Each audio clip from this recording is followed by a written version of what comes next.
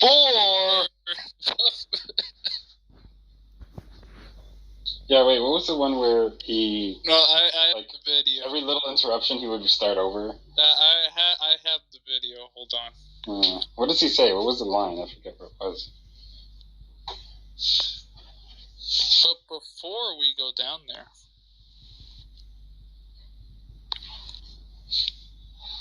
For some reason I have the Gus even though stuck in my head.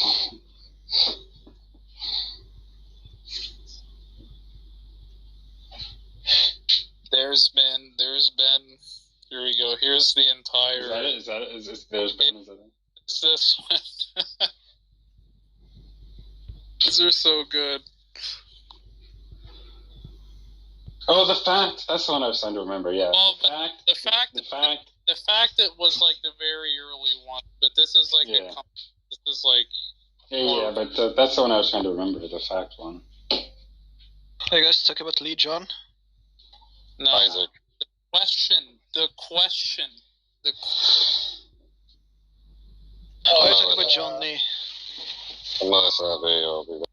Have you seen this video, Venus? The one pinned above? Oh, John Lee or Lee John? No, of Isaac. Of him. Oh, let me see. I did not listen to a word you just said. Great, so I'll walk you through it again. I'll walk you through it again. Are you okay with eating the bugs? The question... Will you eat the bugs? Just a yes or no. Ask yourself, being a robot. Point to a dictionary.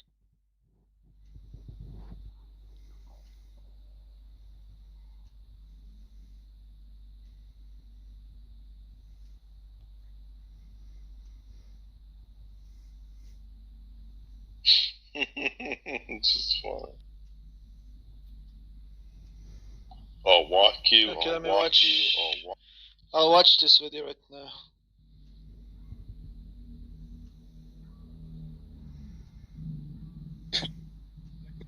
This is a black guy. He's just saying, "What's wrong with you? What's wrong with you? What's wrong with you?" Loved every second of that video.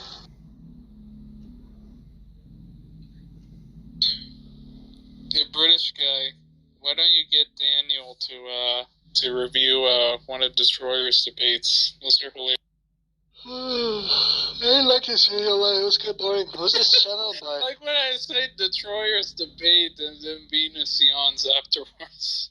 No, I liked when the Troyer was like talking to that guy Alessandro. I literally fell asleep to like the Troyer's voice. I didn't even...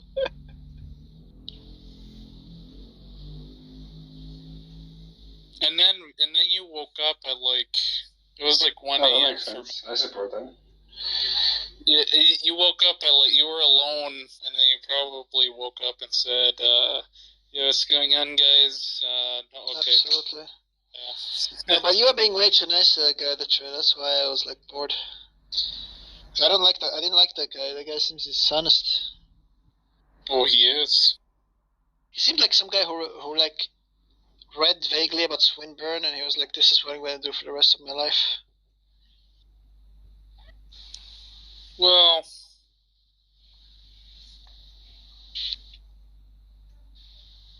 Swinburne. Yeah, do you remember? Do you remember that one when I had like that AMA with like Dawes, the Troyer? Yes, I remember that.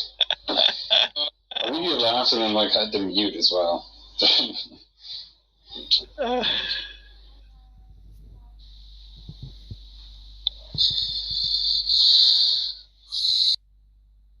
Do you remember when I had AMA with like Chomsky? Like, a lot of people was like annoyed. I was like, just like, "Hey yo, Chomsky, what's going on?" Yeah, that was pretty. Like fucking, what's his name? Yo, Chumskers, what's up, G? Like, no, what's his name? The Korean guy who's like famous on Discord. What's his name? Yuri? No, the actual Korean guy. The guy who records our Dawkins all the time. Tom's Unboxes. Tom Rabbit. Tom's like came and cried about that, so I just banned him from the server. I hate it when Tom like intervenes in that stuff, right? Because he's like trying to give an impression that he cares when he doesn't. I was like, hey, how come you didn't call him Professor? Yeah. And I was like, oh, what did... let me just ban you quick.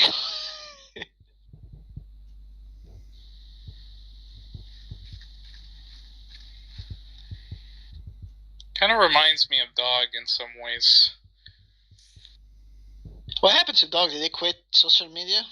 No, he's still on there. He's just not active in any server. And that's a good thing, right, Detroiter?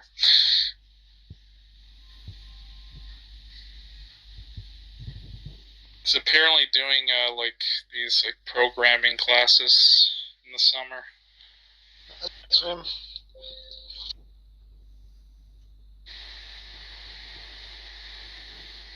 Alright, well, I mean, I'm not complaining. But you should be rejoicing. Just sound dead like the Avalanche players last night. I don't remember that. Yeah, you do. I think Matt Adams has to be my favorite TS now. Just given his profile picture. Imagine a 60-year-old taking a picture like that. Is he in here? You know, he opened a room a few minutes ago. He opened a room a few minutes ago for people to air their grievances about him. Yeah, look at his profile picture though. He licks Darth's balls, but it's pretty funny that he like gave a troll argument to Detroiter yesterday. Like the argument. What? Matt Adams gave an argument like God is the necessary. He did it again today too. For evil being possible, premise to the evil conclusion God exists. He gave that. You gave that argument to Detroit? I didn't hear that, but I've heard that sort of thing before. No, but he didn't want to give that argument. Sean, speaking of which, why don't you render that argument against the rabbit when you see him in a room? Yeah, I'm just going to keep asking him until it becomes a meme, because he's not going to stop, like, turning me down. I'm going to deflect to Jack. Oh, Jack, deal with this, please. I need to get new Duracell batteries for my recorder.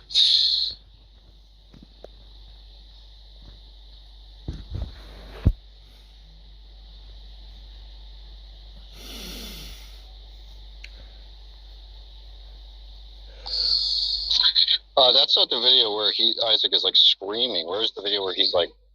Are you talking about this? Shut up, shut up, shut up. Have you? I know there's like a compilation. Which one? Because there's like multiple. Are you talking about the yes or no one, or the one? Like, just link at least one of those. Well, there's this one of Venus debating this guy called Wisdom on the cosmological argument. Wisdom Vander? Leibnizian. It was like he was running like some Leibnizian contingency arguments that later devolved into a cosmological argument. And Isaac he hops in and just like starts like berating the guy for not understanding what Venus is saying. Wait, let me see if I can link the video. Hold on.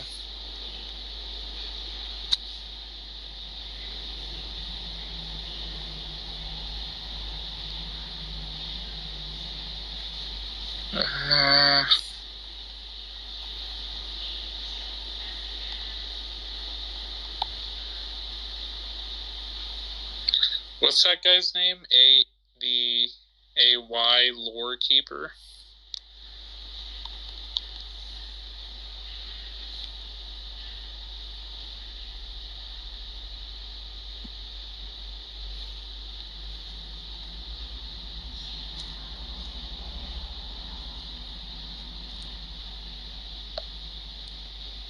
It should be this one, Josh.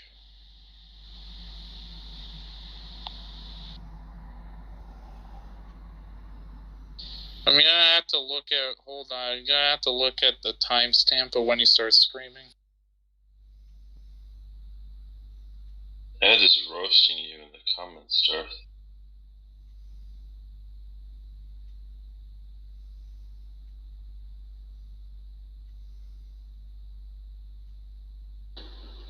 Friction, what do you think of Exodus 12:12?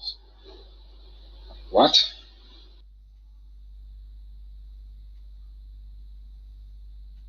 Who's this taco guy? This guy came on the app today and he has no followers. He's not following anyone. That wasn't a question. That was an answer to it. That's what he thinks of Exodus 12, whatever. Thinks what? That's what he thinks when he reads it.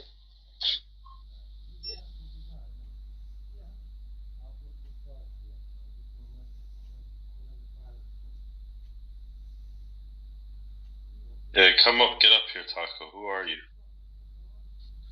You're freaking me out with your baby picture.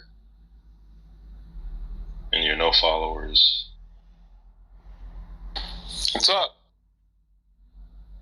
Who are you? You all know, or I guess you guys don't all know me, but Detroyer and Albedo do. I run the stages on politics and PNR here and there with Randolph Richardson. What's your Discord name? Taco? Okay, it's 1 hour. Josh, are you listening?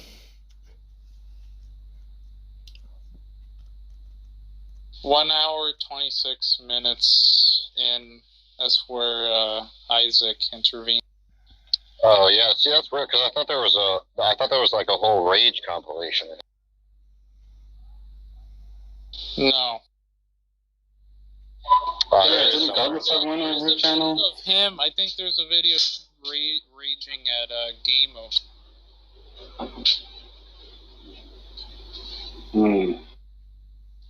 Wait, what did you say, Detroit? He said, No, I said I thought Godless had a compilation like that on her channel, but maybe I'm misremembering. You don't have a compilation of Isaac raging, do you? No, but I have the short video on my channel of him screaming at what you were just screaming at. Oh yeah. Was it that yes or no thing?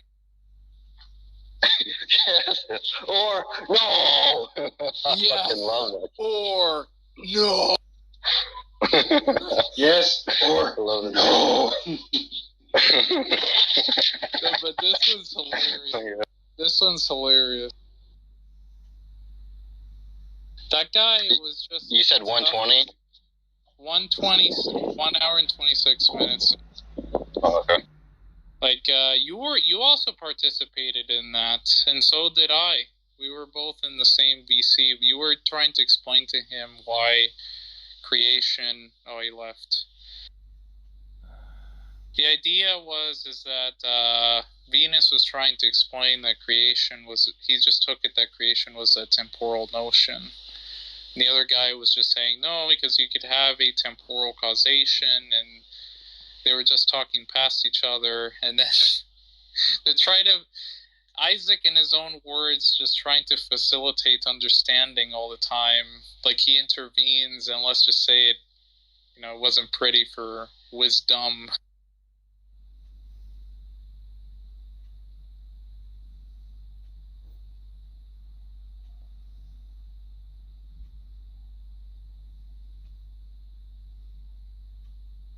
Hey, Jack, you there?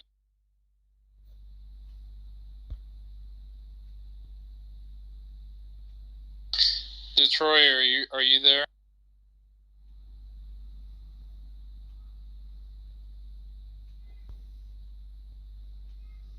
God damn it. Malpass Jr. isn't there. Albedo, are you here? So have you read Exodus 12:12?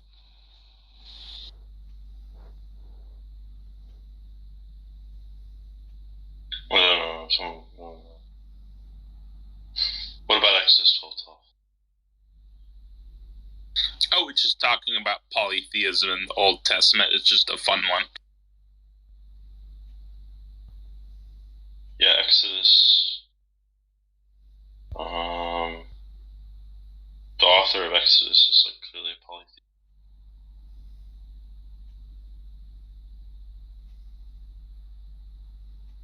Or henotheist, or whatever you want to say.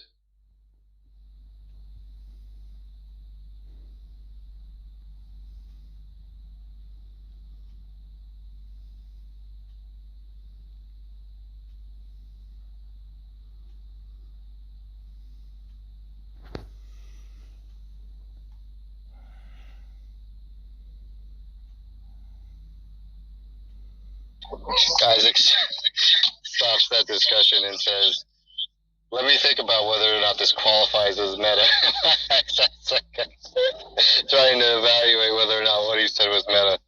He's like, "I don't want you to be talking about the meta," and then he's just like, "Well, that's meta." And he's like, "Wait, let me think if that qualifies as meta." Yo, Jack. Did Jack leave? Jacob. Jackson. Yeah. Wait, Jack, have you heard about this guy called, he's like a YouTuber, he's called Leophilus, he's like really young? Yeah, that's somebody who's like in Danny's streams. He's sometimes on here. I think he's like an atheist, right? Yeah, he's like a Bill Grammy fan. He is? Yeah, he calls him, yeah, he's like the beta T-Jump and other things. He goes by the name of Bill Kill a Grammy. That's he's like strange. a Marxist. Wait, I assume that was like dog. That's him? No. Yeah, no, he's like done like debate with like T-Jump, and he runs the Libertarian Value. I thought like Jack would know of this guy. I don't really know him. I don't recall ever talking to him. I've seen him in Danny's streams, and I've seen him on here. I sent you like a YouTube video of his debate with like T-Jump. Forward it to me, Jack. Put it in the chat. Wait, I'll just send it to you as well. Yeah, but it belongs in our chat anyway, so Jack has to do it, so save yourself the effort. I thought you guys would know this guy. He runs like Libertarian. He's a Bill Grammy fan. I'll have to ask Danny about him. I think you were thinking of Jack Rami, which is fucking, Oh, Jack Healer's from me, which starts there, and yeah. Right, of course. Legend. Yeah, Leo's pretty smart. He's a physics student. Who? Leo Filius. Oh yeah, I think he's like an astrophysicist, physics student, yeah.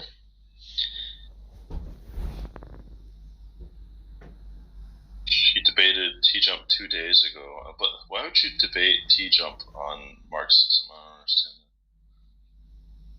What does T-Jump have to say about Marxism?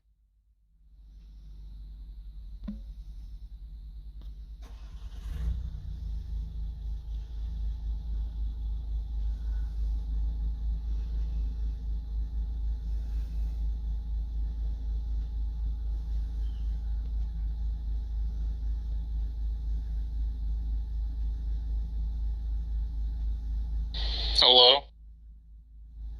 Yeah. Goodbye. Oh, fuck this guy. I'm watching a debate between JF and Infrared. Terrible. Communism versus capitalism. Can I choose two more insufferable people to do a debate like?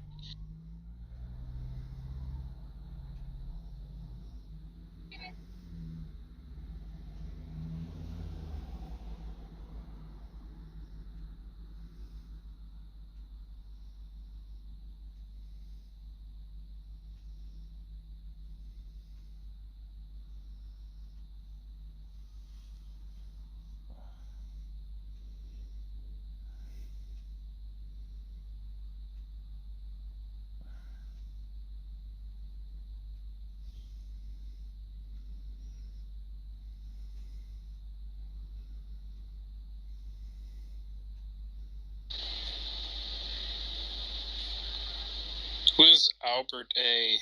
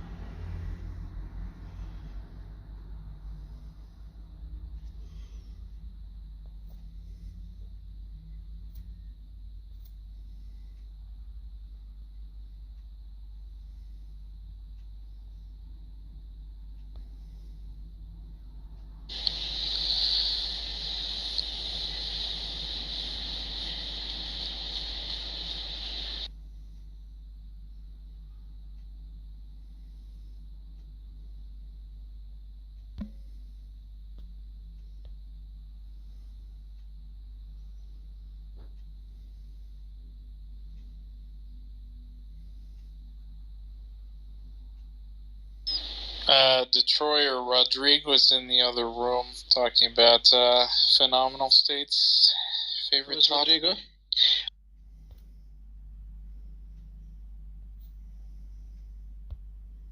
But yeah, I have no interest in. Don't act like it's like, oh, I just wasn't interested in this. Like, it was only because of like you don't want to like deal with shit slung at you. Well, That I would deal with. Yeah. Like, I would go defend myself in one of those rooms, but not for long. I'd get bored with it. And more than likely, nobody's going to listen to me anyway, because that's what that's about. And, it's just, this is my opinion, and I'm strong about it, and so-and-so is evil. And there's a lot of demonizing, and I just don't view people that way. Like, you're not just a demon. You may, like, Dark.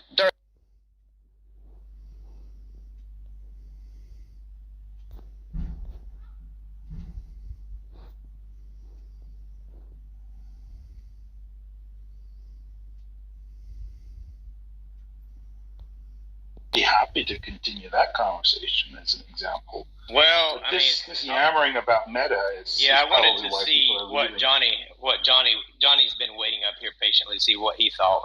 But like I said, this was only a room. I'm going to open up some more rooms in the coming, few days or so, and this won't be the specific topic. I'm going to open up a room in which I'm going to serve as professor, talk about the problem of evil. And then we're going to open it up and have conversations, because I keep seeing people kind of messing that up.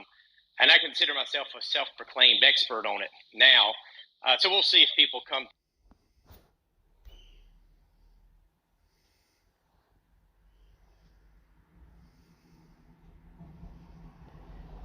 History or anything like that in a long time. Well, I read history, but I haven't read like novels or like fiction. Yeah. Like Twilight or those kind. Yeah, those are like horror. I want to read. I was a big fan of that. Oh no. Oh, okay. Thanks. It's about to have a heart. Just kidding. I was a big fan.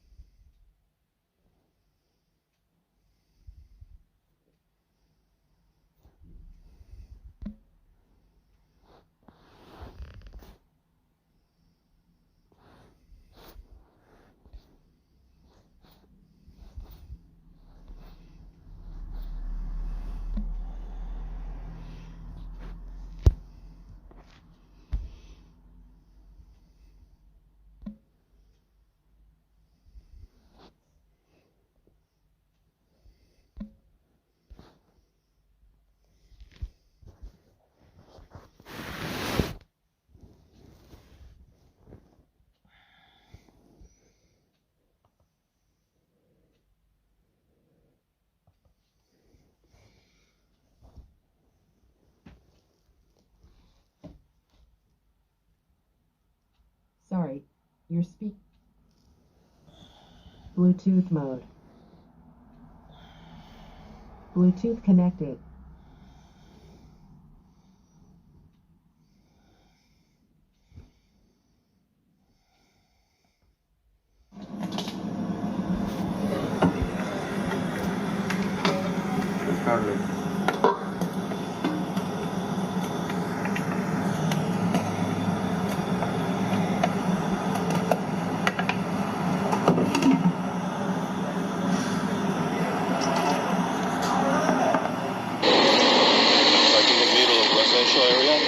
Because all these buildings, right, these are like condominiums, right?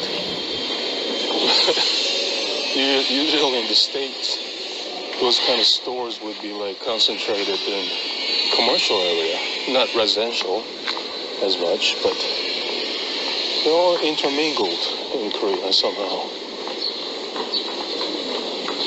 They're all intermingled.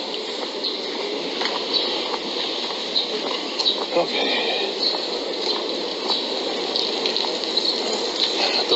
The building on the right is one of the elementary schools around the neighborhood.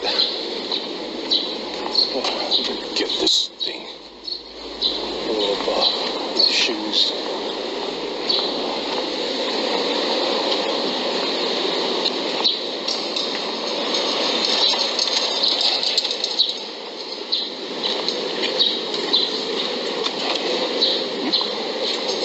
Alright, so I got no mask on again today. You can just go around without mask in Korea, but most of the people wears it anyway.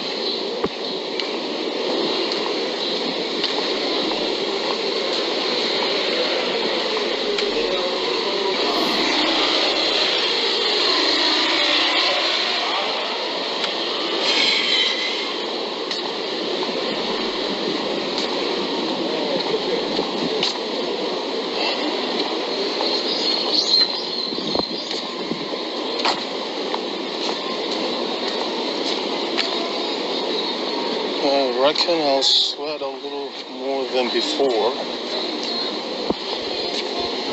because obviously I feel a little more hot today, a little warmer. It's another cafe.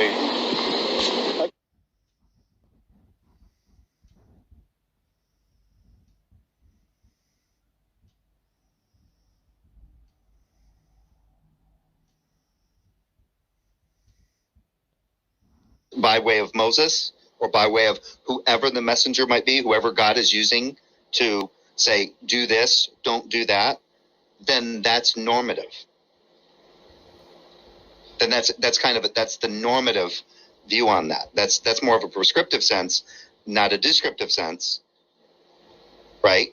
But if you're going to say these aren't normative ethics, then how do you reconcile if they're not normative? How do you now reconcile who these writings are supposed to pertain to, and in what way? I think I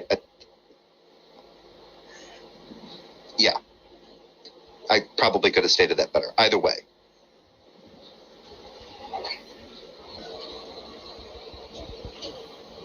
You kind of deserve that one way, so that's fine. I kind of stole my thunder, but yeah. Coming from the camera. How do I? You can mute him, Jeff, if you want, but right now until he.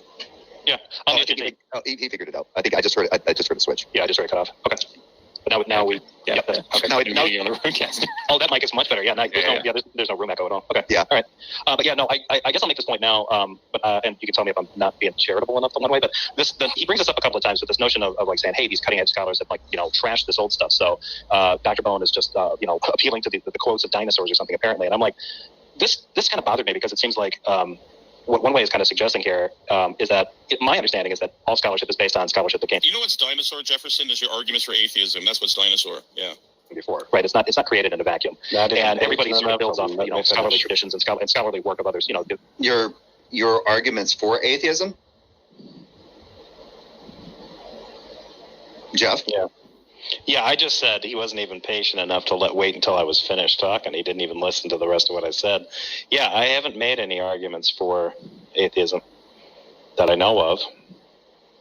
Of their predecessors and their elders would say. Actually, Praise needs to take that up with One Way, or One Way needs to set his boy straight, right? Because we haven't done any original content on our channels, right? We haven't made positive claims on there. We just pick at the claims of others, right? Which agreed. Now, I have made positive claims about the fact that I think that this kind of Christianity is garbage, but they're taking a stance there. Yeah. Maybe a new consensus eventually is formed, but this is biblical scholarship moves a little bit slowly. I mean, it might speed up if you get new archaeological finds and things like that. But this sort of attitude that he has, where it's like, just this new hotshot comes along and just debunks Westbrook and a bunch of other people, and so now we just disregard, we just throw the baby out with the bathwater kind of thing. Really kind of reveals to me that I think One Way's attitude about scholarship is wrong. No, he's not. He's spot on with the scholarship. What he's doing is highlighting what scholarship is advanced to, and we're supposed to. No, he didn't show. No, Praise.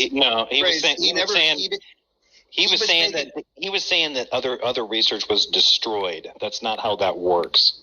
Yeah, and he was saying that there was this. He never specifically stated. So you said that cutting edge scholarship was like as old as like 2006. One Way never gave a date as to what cutting edge scholarship necessarily. He doesn't. One Way never specifically laid out what cutting edge scholarship is. He never did. He never actually showed that the majority of scholars today under that label or that banner of being cutting edge scholars hold that those laws, right, those laws in the Old Testament are not normative legislation. He never showed anything to back that up.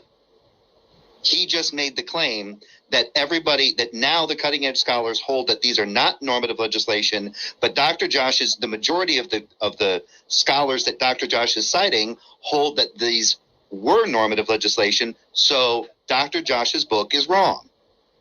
You can toss it out, and Dr. Josh knows better. Dr. Josh is being dishonest. End of story. To that scholarship and embrace. Why not embrace this new? It's growing. It's evolving. We're not. I mean, this is almost like. Would you embrace Islam with their ancient, culture, how they perceive women and stuff? No, you embrace. And even Dr. Josh has mentioned this with the way he believes his ethics are. Is he believes that we progressed and evolved into more finer viewpoints of things, which I disagree with. I think morality has always been there, immutable. But I mean, I could argue that another time. But hey, Colton.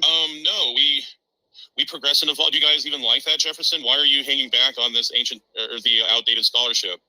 So, again, everything that he's saying is, it's not even wrong. I mean, this is just fucking stupid. Listening to him talk about any of these topics is stupid. I don't really think he has any kind of comprehension of what he's talking about. This is no different than when he's tried to do his videos in the past, his little hate videos and stuff. This guy is the same thing. He's just a monkey with a gun, right? He doesn't even know where to aim the thing. Man, he is just dumber than a bucket full of hair. I'm almost getting there, but I just want him to hang themselves. His mindset towards this is not correct. But that's not how this stuff works. Yeah, and so if people are interested, so first of all, the 2-volume set that he's going to refer to here, which is comical to me, not that he refers to it, but there's a part of it that's comical, is, everybody talks about, I always talk about Raymond Westbrook. Well, it's not just him. Like, he edited in 2001, I think, he edited this, 2-volume magnum opus that is basically going through all of the different periods that we have evidence for in the ancient Near East, including ancient Israel. The text is massive. Yeah, and I've got it on my shelf over there. And he handpicked, right, some of the best of the best. So like Richard Jasnow did one of the, I think maybe he did Middle Egyptian. I think Betsy Bryan did. Anyway, it doesn't matter. But like some phenomenal scholars. So Klaus Wilke, who he keeps saying Klaus Wilke. It's Klaus Wilke. He's a German scholar. He did, I think, the early dynastic period. Someone's being pedantic. In Mesopotamia. But the point is that these were, some of the best. What? You are not being pedantic if you point out the correct pronunciation of a person's name. Yeah. That is not. And to be fair, I've even called Wilkie, just because I've heard other people mispronounce it.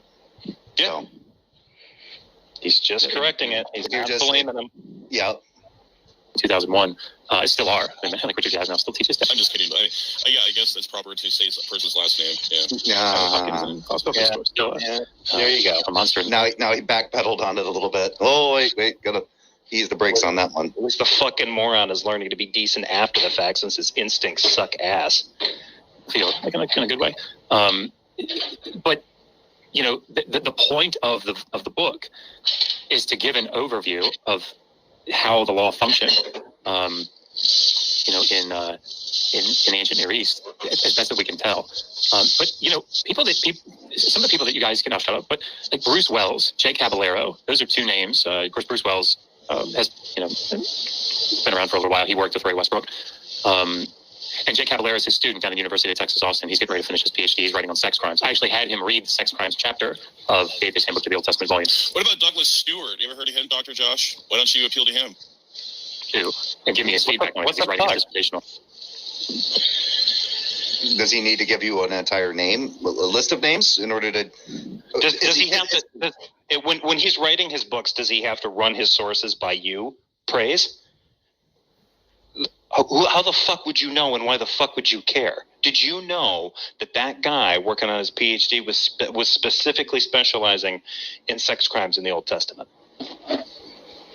Maybe that's why Dr. Josh went with him to proofread that part of his book. Because that guy's going to be all up in the most current research, the most, as one way would call it, the most cutting edge research on that particular topic.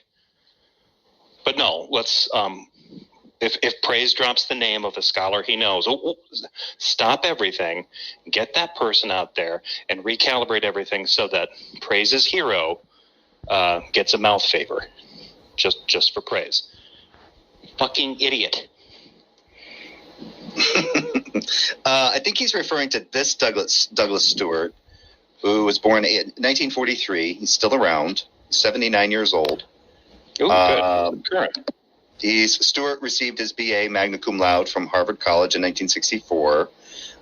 Went to 2 years at Yale Divinity School. 1971, received his PhD in Near Eastern Languages and Literature from Harvard University on meter in Hebrew poetry.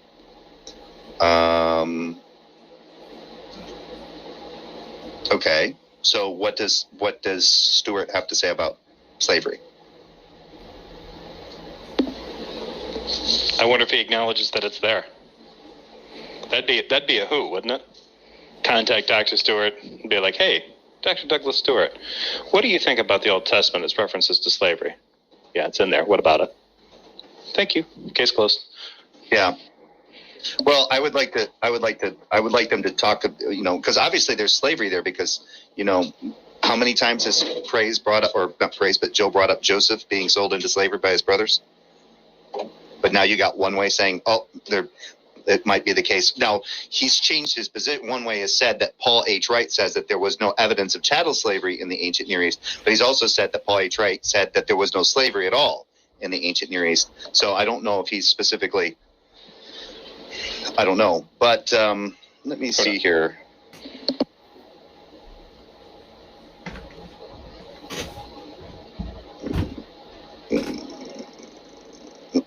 Sorry for the noise, folks.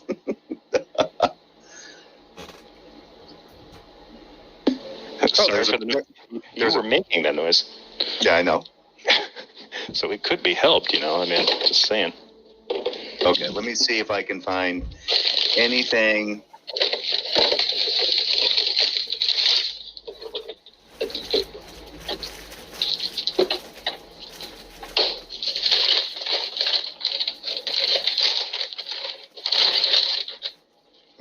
How Old Testament is served. Let me see. I found multiple pages. So I'm wondering if it's from this book from Douglas Stewart. It's by two individuals. It's How to Read the Bible for All It's Worth. And it is by Gordon D. Fee and Douglas Stewart. And it looks like they cover slavery in this book as well.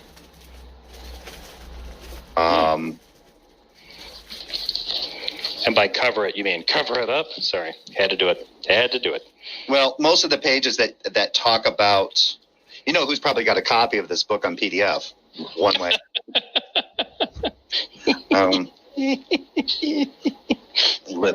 Got it from Library Genesis.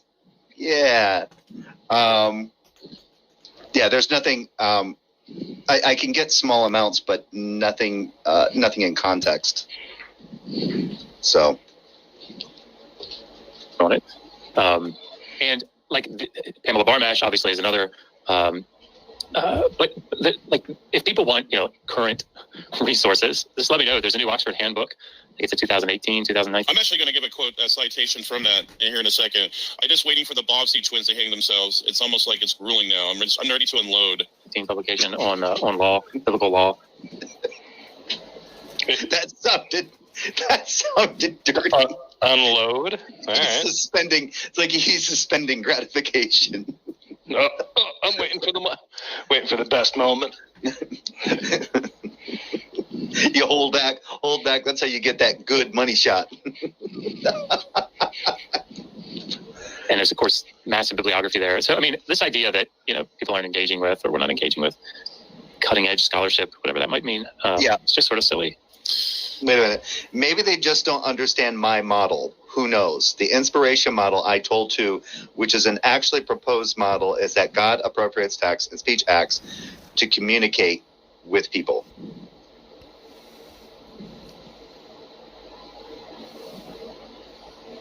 Okay. So, again, fine. Then, how is that a model? What is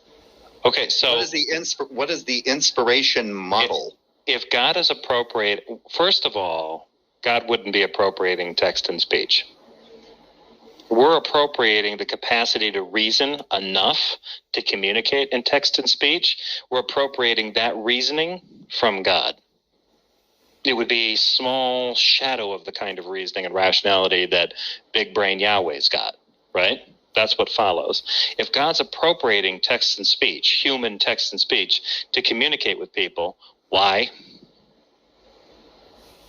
The Calvinist model is you just wait until grace hits your heart and transforms you, and then all of a sudden you want to repent. So what the fuck does he have to communicate anything to you rationally for? He can just change your heart. One way, sober up and try again.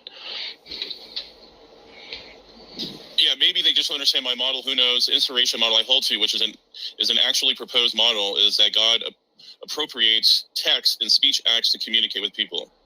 Yeah, that's bonkers.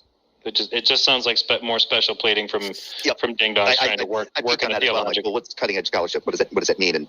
And why would you, even if it's the case that the positions are held by the majority, finish your thought, Jeff. I'm looking this up. I don't know. What, the inspiration model? Yeah. I wouldn't worry. I mean, I've heard this before, right? And I'm sure you probably have heard it from other wannabe apologists too, right? Like God has to work within the confines of our limited thoughts and our limited communications, and he appropriates that in order to communicate certain aspects of him and his salvation. Oh, okay. Right. That's got to be. Now, see, but this is the thing, though. If you're going to use that inspiration kind of thing, like, oh, okay, that's like a Christian mode, right? If you're in the Judaism mode, you don't even have to worry about this kind of shit. Of course that fucking happens. God is revealed through history. That's the Judaistic model. God reveals himself through the history of those people. Their blessings, their curses, their faithfulness, their falling away from him, all that kind of stuff. All that entire thing is based on that, right? But for Christians need the salvation thing. And here's the thing. One way is ostensibly, theoretically, he's a Calvinist, right? And one of the things that Calvinists really do hold to is a notion of some kind of they at least believe in grace. Grace changes a person's heart. Therefore, that person's is inspired to repent. That's it. Yeah. Carlton writes, "Am I the only one who can see how much Jeff just loves praise?" See, Carlton, I mean, I love your sass, and here's the thing. This is why Jay usually covers this kind of stuff without me, because it doesn't take long for me to just get completely... praise is about... I can think of a few people that are more ignorant. That John Lee guy from Clubhouse is more ignorant than praise, probably. He is unique, but I don't go near him either, right? Like, there's some people that are really not worth talking to. Praise is not worth talking to. He's demonstrated that time and time again when you think that you're good with him, and then he threatens to kill you. You think that you're good with him, and then he backs a sex pest. Until he betrays said sex pest after holding on for God knew way too long, right? Like, he is not smart. He is not wise. He does not have good character. He has poor impulse control. He's not a good person. He can be nice, but he does not have good judgment. He's not a mature person, and he is frighteningly frustrating to talk to. Or even talk about, in this case. So, yeah, I do not like him at all. And I don't think he should. I think if they're ever going to pass a law to ban people from the internet, it should be called the Praise I Am law. There are certain people that should have to demonstrate some kind of competency before they do a live stream. Praise is one. Yeah. Oh, true. One light, and now they don't share that in another. Why would you just completely discount all of that? Why would you throw all of that out? And why would it be dishonest for you to even use those people and what they wrote? Because it has huge ramifications. That's why. And I'm just waiting to explain what Runway and I are trying to say here. Nothing says that those positions can't be visited. What are the ramifications for binning a bunch of scholarship that you built off of? This is the thing. I didn't just mention that because they wouldn't do that. I mentioned it because they can't. One way suggesting like, oh, this guy came along and proved all this research bad, so this research is destroyed. Nope. That's not how that works. But remember, the whole point of One Way's argument was to show that Dr. Josh is dishonest. And I'm still trying to figure out, let's say that that's true. Let's say that One Way is true, because the one thing that can happen is the scholarly consensus can shift with new research, right? Some new person comes along, comes up with a really convincing argument. It shifts scholarly consensus over into one direction. Cool. Again, how is this going to help Christians, especially struggling Christians, deal with the fact that the Old Testament has slavery mentioned in it? Right? Are you going to sit there and tell them, oh, don't worry, it's not legislative? Are you going to walk a new Christian through this? It's like, or it doesn't mean, or that word slavery doesn't mean slavery. It's not it means employment. It means employment, or it's a contract thing. Like an NBA player. You're going to go through all these different apologetics in order to get this person to not, basically so that they no longer trust their lying eyes, right? Instead of actually taking this into like, oh, okay, these ancient people actually did something that a lot of ancient people did, and they believed it was okay to own certain people as property, right? That's the easiest explanation. It's probably the most likely and the most accurate explanation. But no, what we're going to try to do is just torture this to death so that it doesn't make Yahweh seem like an asshole. So that you won't have as many problems about it. And don't worry about those atheists out there that are flipping out over it, because they saw roots and cried a lot, and therefore I guess that seems to be what these guys' point is, right?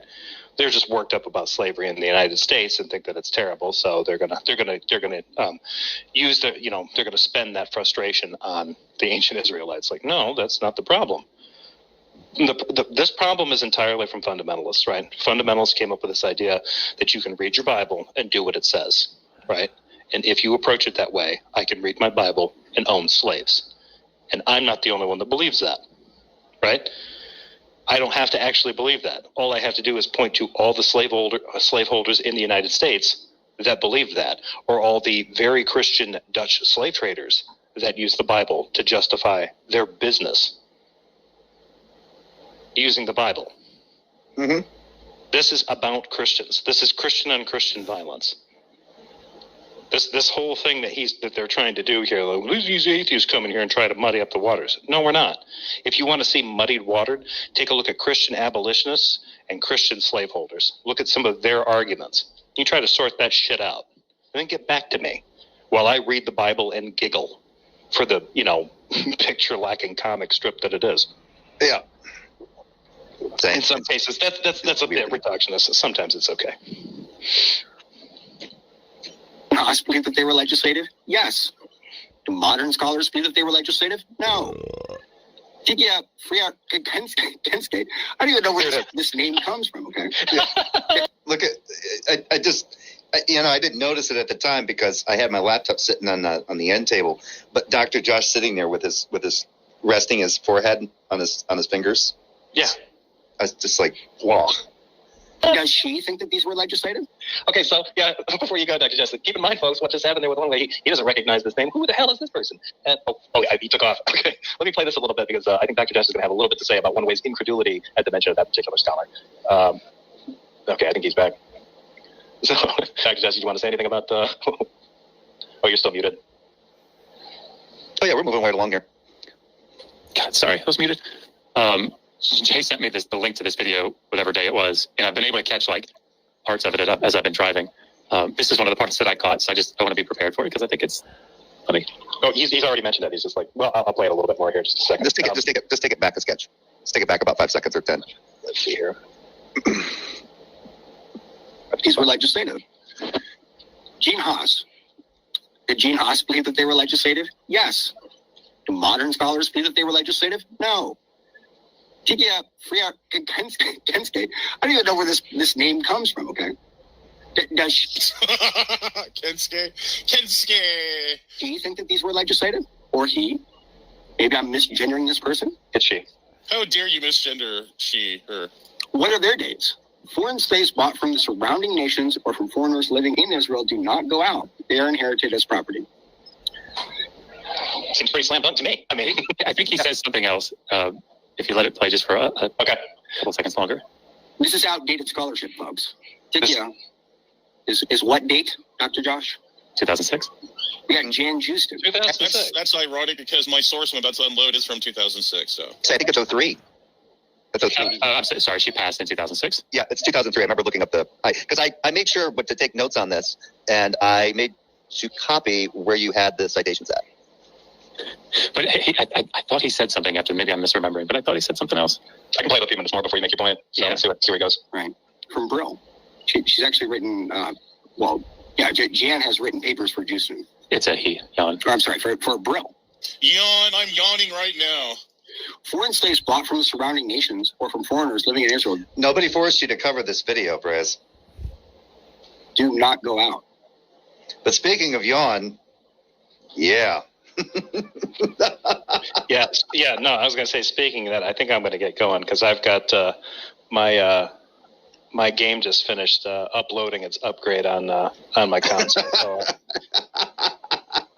I'm gonna retreat into the land of computer generated Vikings, and because I can't listen to this numbnuts continue to threaten me with unloading.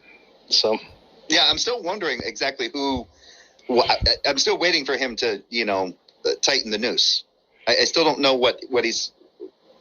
I don't know what he says that he's waiting for us to hang ourselves, and he's got something he thinks that there's something we're going to say something where he gets to hang us.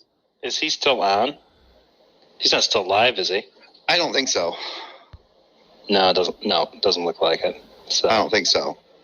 Okay, well, here is where I leave you then, I suppose. Okay. So I think I'm gonna schedule a hangout for tomorrow. So. Oh, I did get Jason Torn's email. Oh, good. Can you send that to me? Yeah, I'll send it to you. Okay. Yeah. If you want to hit him up so you can go over that video. Maybe you can teach Jason another way of. Well, I don't think that's even going to happen ever again. Well, it could happen. Jason Torn ends up having another conversation with Darth. Not the first time Darth's got pissed off, but yeah. I think that probably guarantees that he'd be willing to talk to him again. I mean, if he remembers him, he probably will. If it's still fresh in his mind, he'll be extra easily triggered if he sees Jason again. So. Yeah. Either way, but yeah. I still haven't even watched that video just because I know where it's going to end. It ends with Jason getting kicked. Yeah. The reason I want to do it though is that it is a nice. Somebody even made a comment like that. Like it has like everything. It's pretty much like it concisely like distills Darthisms into that brief conversation. Like you could pretty much like use that, break that one apart, and be like, "This is what's wrong with what he's doing." Yeah. Okay. Yeah. But yeah. With that, I will see you later. So I don't know how much longer you're going to do this one, but go. At least maybe another 15 minutes or so. If maybe I can see if somebody else wants to come in and co-host. But yeah, have fun with your game. Okay. All right. I will. Have fun. See ya. Yep. Yep.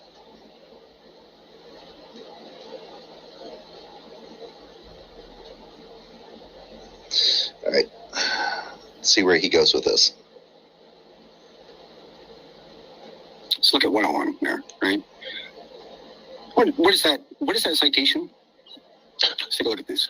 But by the way, almost all of these citations he kind of Dr. Josh gives you in his book are people who believe that the laws were legislated. Yeah, maybe he didn't. Maybe I'm just misremembering. But this is why this is funny to me. So this is the 2-volume thing I was just talking about, edited by Raymond Westbrook. And you can see they're beasts. So it goes through every period of ancient Near Eastern history. And the one period that I would think he would have focused in on the most is ancient Israel. I would have thought. And maybe I'm... Because hasn't he sourced this or cited this, that 2-volume set before? I'm not sure, but can you read that? Who wrote the section on Israel? Let me see if I can make you, I'll make you full screen here. There we go. That's Tikva Freimer-Kensky. Yep. So, Kensky. If you don't know who Tikva Freimer-Kensky is, I'm confused because that's the one place that I would have thought you would have read rather extensively. And again, listen, I would not normally say things like, God forbid he doesn't know people's names like this. I feel a little bad saying things like this, but I just I don't like it when people come at friends of mine like this. And so yeah, the problem there is the way that One Way kind of like I don't even know who this person is. Like it's almost the way that One Way makes that sound. It's almost dismissive of whoever of Freimer-Kensky. That's instead of just saying, oh, I'm not even, instead of like looking at it and going, oh yeah, he's got this person, Tikva Freimer-Kensky, I'm not even familiar with who that person is. And then doing a lookup and finding out. I mean, it's a quick look. You can do it on the fly while you're doing a video. It's not hard to. She's not hard to find on Google. If you're gonna, well, what is it? I mean, it's fine that if he doesn't know who she is, but it's the way that he's saying that he did. Like, who is this person? I don't even know who the hell that person is. Like, okay, maybe there's a scholar you haven't heard of. Just like there's lots of scholars that I haven't heard of. Like Douglas Stewart. There's a friend of mine, Heathen Queen. She says, if you're going to be mean, you better be the meanest. Yeah, she kind of strikes me as the hit hard, hit first, hit hardest kind of philosophy. Yeah. Like she also says, like, may the meanest bitch win. Like that's what she, so. When you hit to kill. What wisdom. Wow, jaw-dropping wisdom there. I kind of wonder if maybe her great-grandfather is the basis for the character, Sean Connery's character in The Untouchables, like they bring a knife, you bring a gun, All right. But pretty much the consensus of ancient Near Eastern scholarship is that they weren't legislative. But this is the thing. Sorry, like finally we're here. All right, I'm ready to get this going. If you are in a conversation about this, the way that I have sort of taken to handling this is to then say, therefore, what?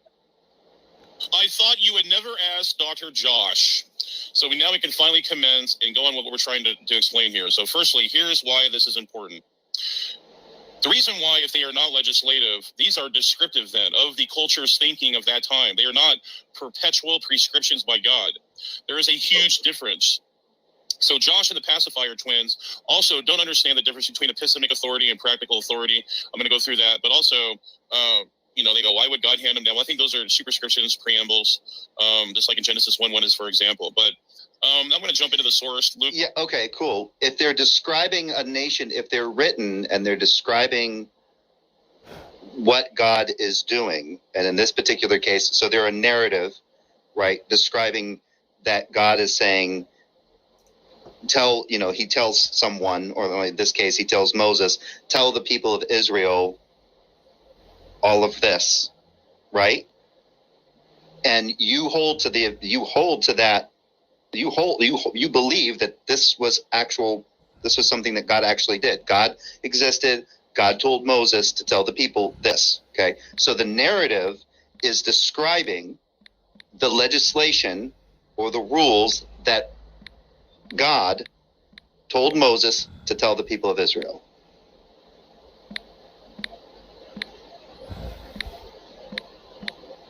Right? But if you're going to say that that's all just descriptive, right? But you were talking about the most important apodictic laws, which are the 10 Commandments. The 10 Commandments would be in that same descriptive text. They wouldn't necessarily be normative, right? I think he's got a problem there. I'm going to call him Luke, but it's Michael Lefebvre. So we're going to go there and take a look at this source. And the name of this source is, give me 1 second here, Collections, Codes in the Torah, the Recharacterization of Israel's Written Law, 2006. I found it really potent, I think, what we're trying to express here. Whoops, I had it, gosh dang it, man. Here we go. I have it on the screen. I'm going to make it big for everyone to look at. You can follow. Digital Hammurabi goes after people for not knowing the secondary sources, but is pig ignorant about the primary sources. He is. You just see it, Dr. Falk. You're a beast, man, when it comes to this stuff. But that's... Wait a minute.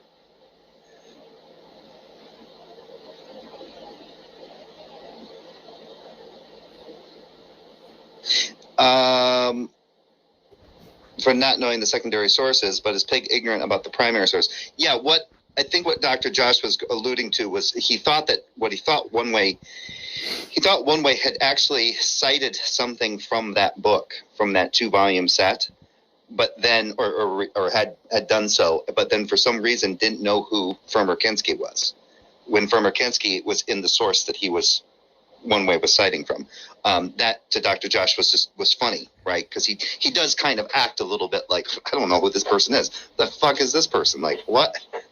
I don't know who that is. Like, should I listen to that person? Is that person of any real note? But anyway, just keep going. I mean, this doesn't make any sense to me. This. I mean, if they want to throw out the Old Testament, if they want to just say, okay, when it comes to the, let's just say for Exodus, Leviticus, Numbers, and Deuteronomy, and they want to throw that all out and say, these aren't rules, the only things that matter are the apodictic, and in this case, it's only those 10 Commandments, right? And that's all the Egyptian, is that all the Israelites followed was just those 10? Is that all?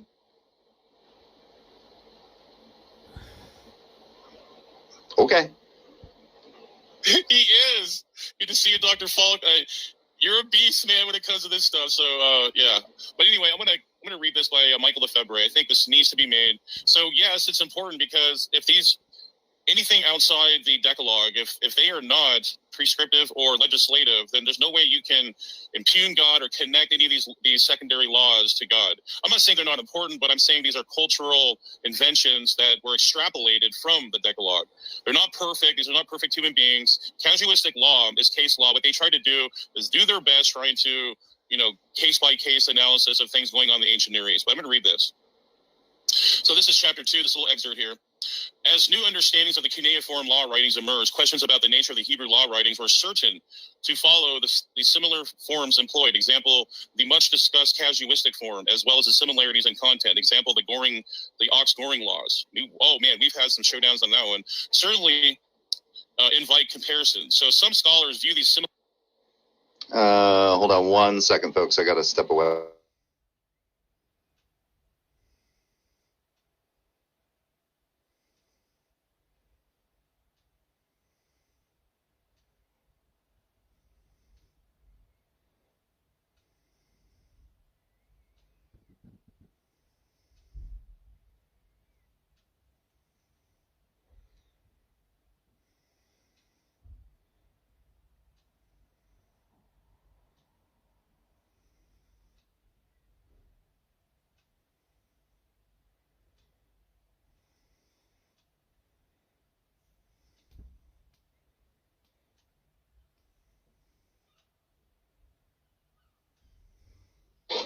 I'm back. Let's see. This is from Nick. Jay, one way tried arguing the commandments weren't commandments. Now Praise is arguing they are just descriptions. Yeah. Suggestions to descriptions. Yeah, I really don't know where they're going with this. They're going to make this into a mess because the thing that here's the thing that gets me is that when you go to Leviticus 25, now remember, the Bible is the inspired word of God, right? And so when you go to the beginning of this, it says, the Lord spoke to Moses on Mount Sinai saying, speak to the people of Israel and say to them, when you come into the land that I gave you, the land shall keep a Sabbath to the Lord. So God is now basically, what this is doing is this is a narrative about Moses or about God telling Moses on Mount Sinai what the people of Israel are to do in certain situations, right? But these seem to be apodictic, right? When you come to the land that I give you, the land shall keep a Sabbath to the Lord. For 6 years you shall sow your field, and for 6 years you shall prune your vineyard and gather in its fruits. But in the 7th year there shall be a Sabbath of solemn rest for the land, a Sabbath to the Lord. You shall not sow your field or prune your vineyard. That's apodictic. And again, you believe that this is the inspired word of God, and that God exists, and that Moses existed, and that God was really telling Moses that he told the people of Israel these particular things.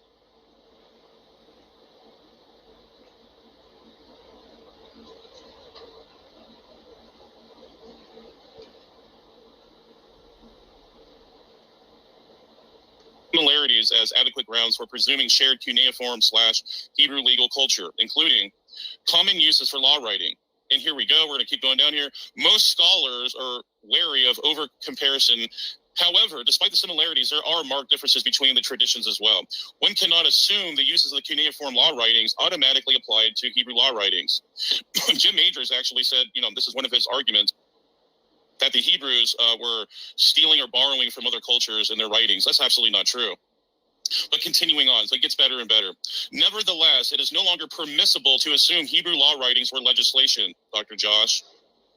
Also, the pacifier boys. Are you listening? Hold on, but this was the long dominant view, but it was the dominant view by assumption. With the heuristic offerings of cuneiform studies, reassessment of the Hebrew law writings has become necessary. Such reassessment has brought a growing consensus that ancient Israel's law collection also were not legislation. Even if Hebrew's law collections also were not legislation, even if Hebrew law does differ in marked ways from Mesopotamia law, nonetheless, in this respect, there are similarities. Law writings in ancient Israel were idyllic, not legislative. One is still apt to encounter scholarship treating the Hebrew law writings as though they were statutory. The legislative assumption is still all too easy to slide into. Philip Davies aptly notes, okay. Yeah, which is fine. And Dr. Josh doesn't believe that they're legislation, that they're necessarily legislation. But the problem is that if you agree, so who is this person again?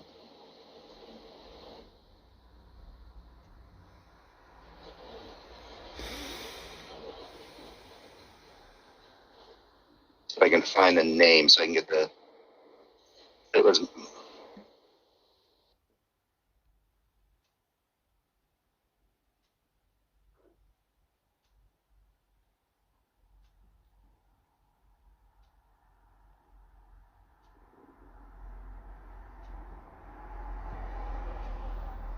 really want to hold that position? And like Odie's point, we have to agree that there was a beginning sometime. So if there was a beginning, then you have to explain how evil came into the world.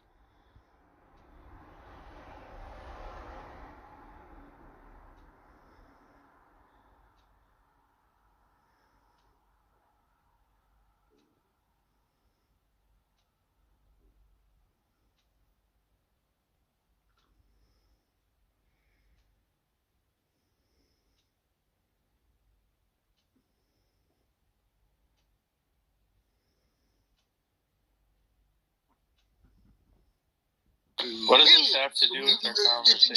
Just hold on. Just derailing. Just hold on. Go Just to derailing. I want to make sure Petro understand what I said. That's a solipsism. That's a solipsism. You are being solipsistic, and you are you are extrapolating from an argument that cannot be defended. Go to a different part of the world. About? Hey, Ringo, can you stop yelling at Albedo, please, man? Just let them have a conversation. You're being a douchebag. Yeah, I am not yelling. It's just maybe my mic is a little bit too loud. I'm not yelling. No, it's not. No, it's not. You're yelling like a savage. Relax a little bit. Sit down, drink some water, and then let's go back to the conversation. Yeah, so 2 + 2 equals 4. Sure. Is it dependent on a mind or not? Dependent on, yes, on God's mind, according to Johnny. Yeah, and that would be subjective. So if God changing his mind, it will be 4 + 4 will be 6 or whatever God would dictate. Exactly. But in the reality that John and me and you and everyone in this room and all the idiots and the gulag, I think because they're idiots for listening to this. Okay, you guys are talking. Albedo, but Petro, I think you're just a waste of time. I honestly think you're just a waste of time. You have no respect for philosophy. You need to relax. Hold on. You need to respect let me put you back in the audience, okay? Okay, Ringo, or whatever. What's up, stuff? I was just gonna say that you'd admit that, like, him asking somebody if they believe in objective reality, them answering yes is not a good test to find out if somebody's an atheist. Yes, it is. It's a very good test. In a weird way. I kind of might agree with Johnny's litmus test here. I've never even. How do you figure? Well, look, I don't take it that most people are solipsists, so they're gonna just think that anything like separate from them is like mind and.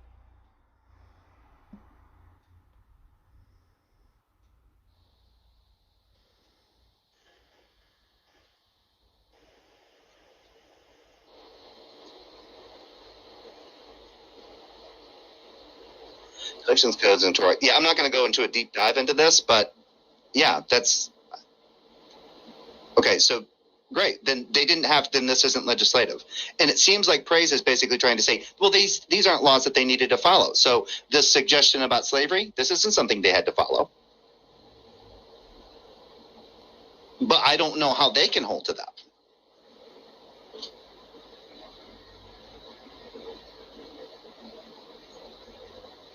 I don't know how a Christian can say that these are not God saying, this is how these people need to, this is how you should act. This is what you should do. Because God is telling Moses, tell the people of Israel, don't do this, do that. You may do this. You may not, you may do this. That kind of stuff.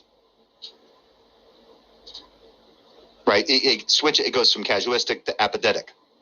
So, anyway. Here we go. I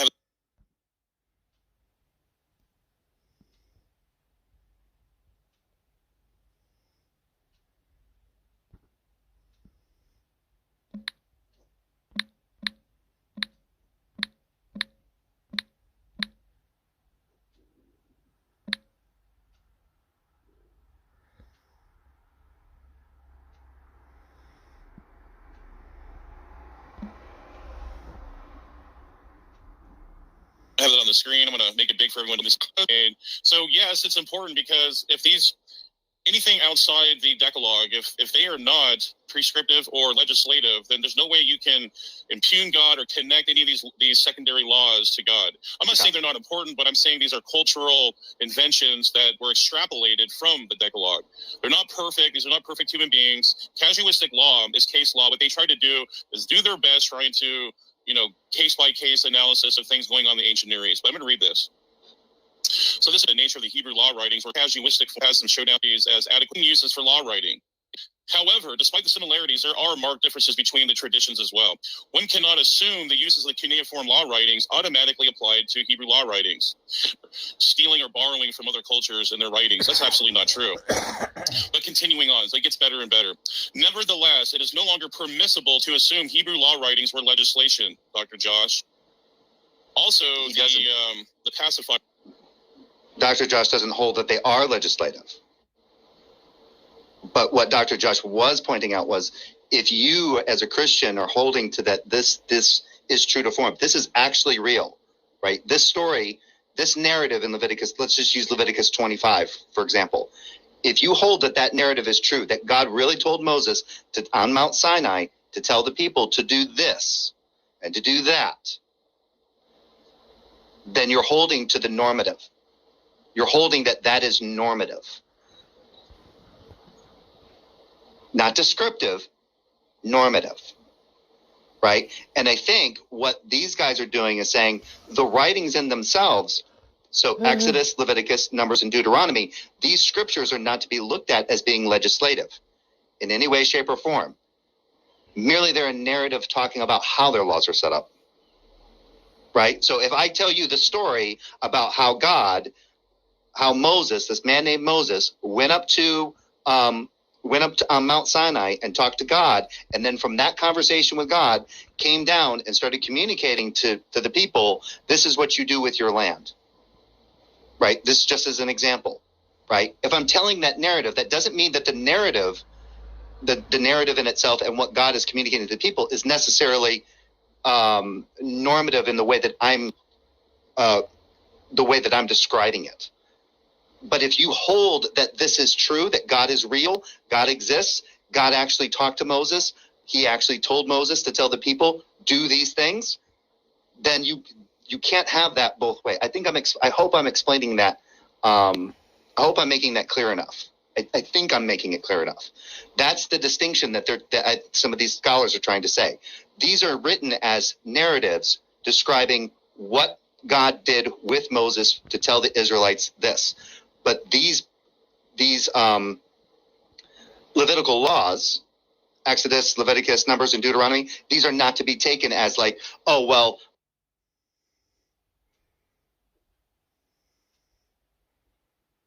Oh.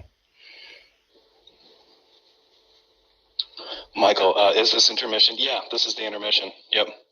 But there will be 5 more hours of this, though, so never fear.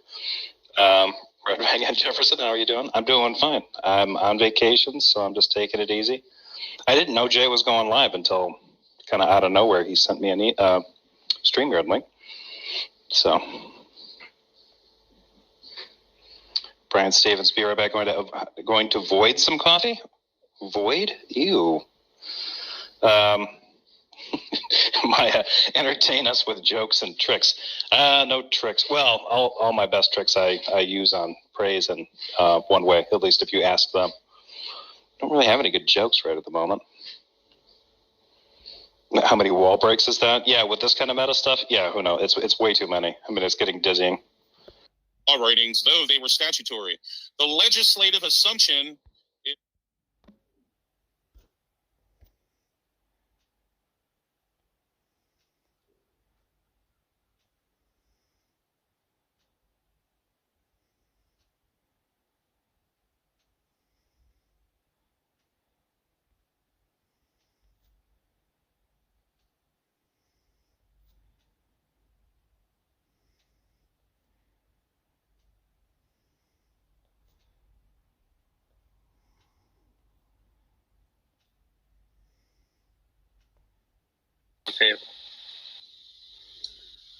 I don't know why they couldn't just be some kind of like naive correspondence theorist and say that's like the proposition is going to be true in virtue of like the state of affairs obtaining or something, right? Is that problematic under theism? No, I don't think that's a problem. I just like, okay, well, you heard about the precept stuff. Like, do you think that they're going to agree to what I said?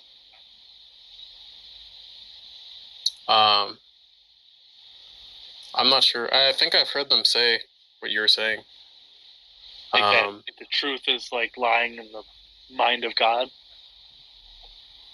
Yeah, but I mean, I've never like questioned them on what they mean when they say that, so I'm not really sure. Yeah. Okay. But they probably. Yeah. What about a proposition like I'm seeing red?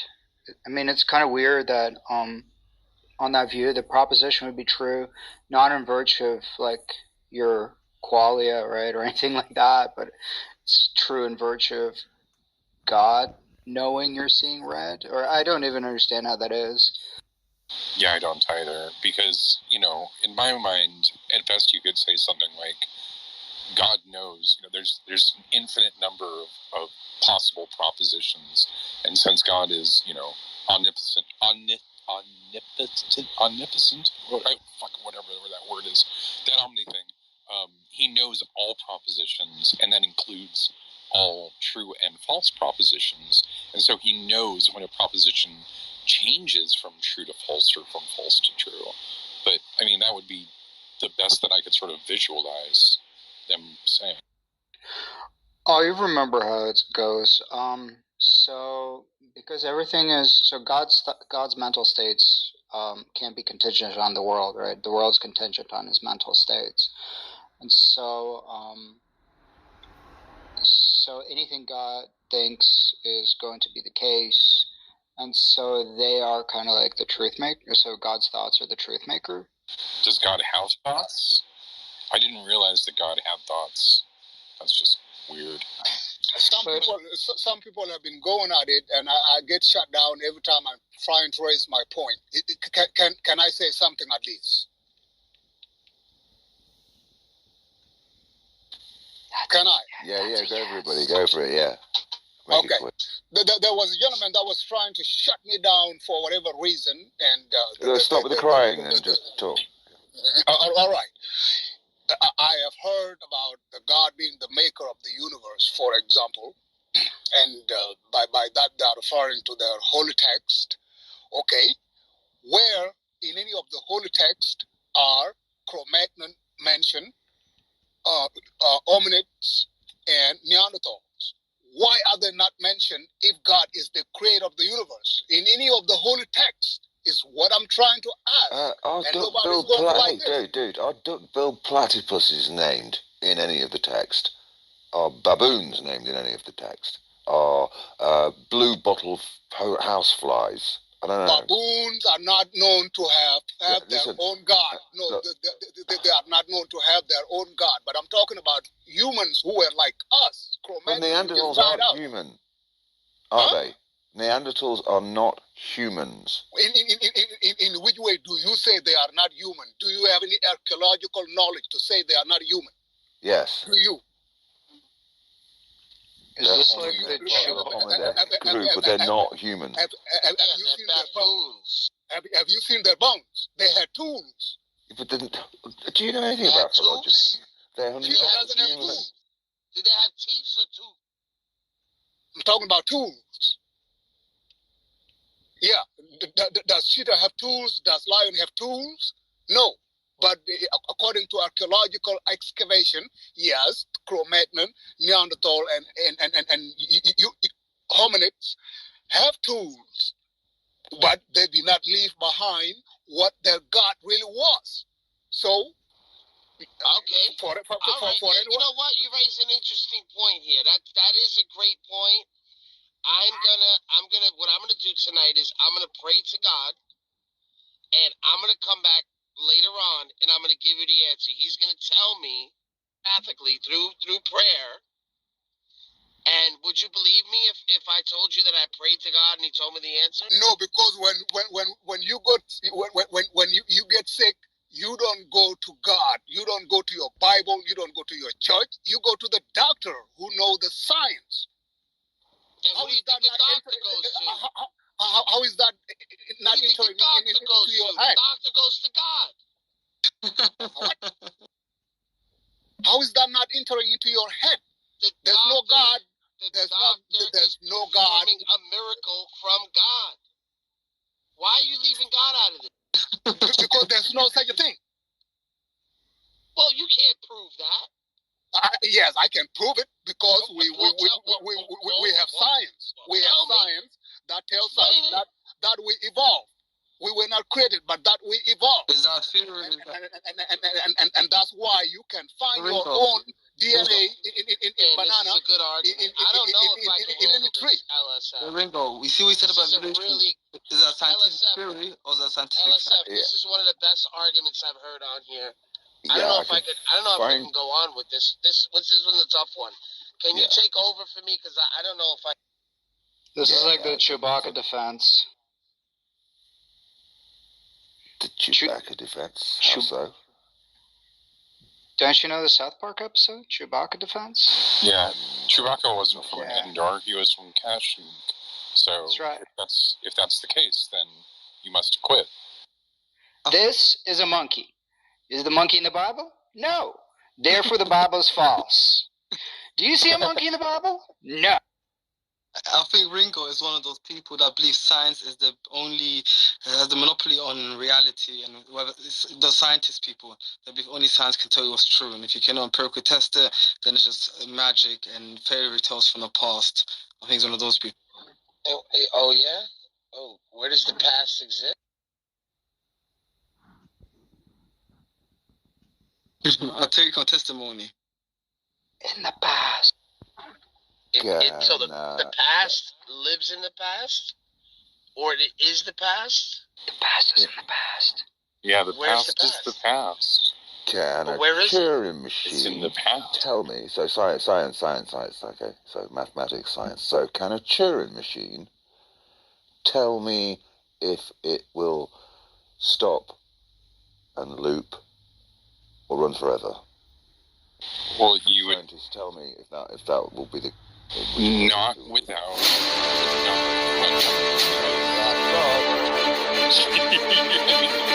They didn't have it, then this isn't legislative. And it seems like Praise is basically trying to say, well, these aren't laws that they needed to follow. So the suggestion about slavery, this isn't something they had to follow. Science does not have the answer to all reality then. But I don't know how they can hold it. Know if P is equal to NP, right? We're pretty sure. That's a win then. We win. We're pretty sure it's not, but we're not. I don't know how a Christian...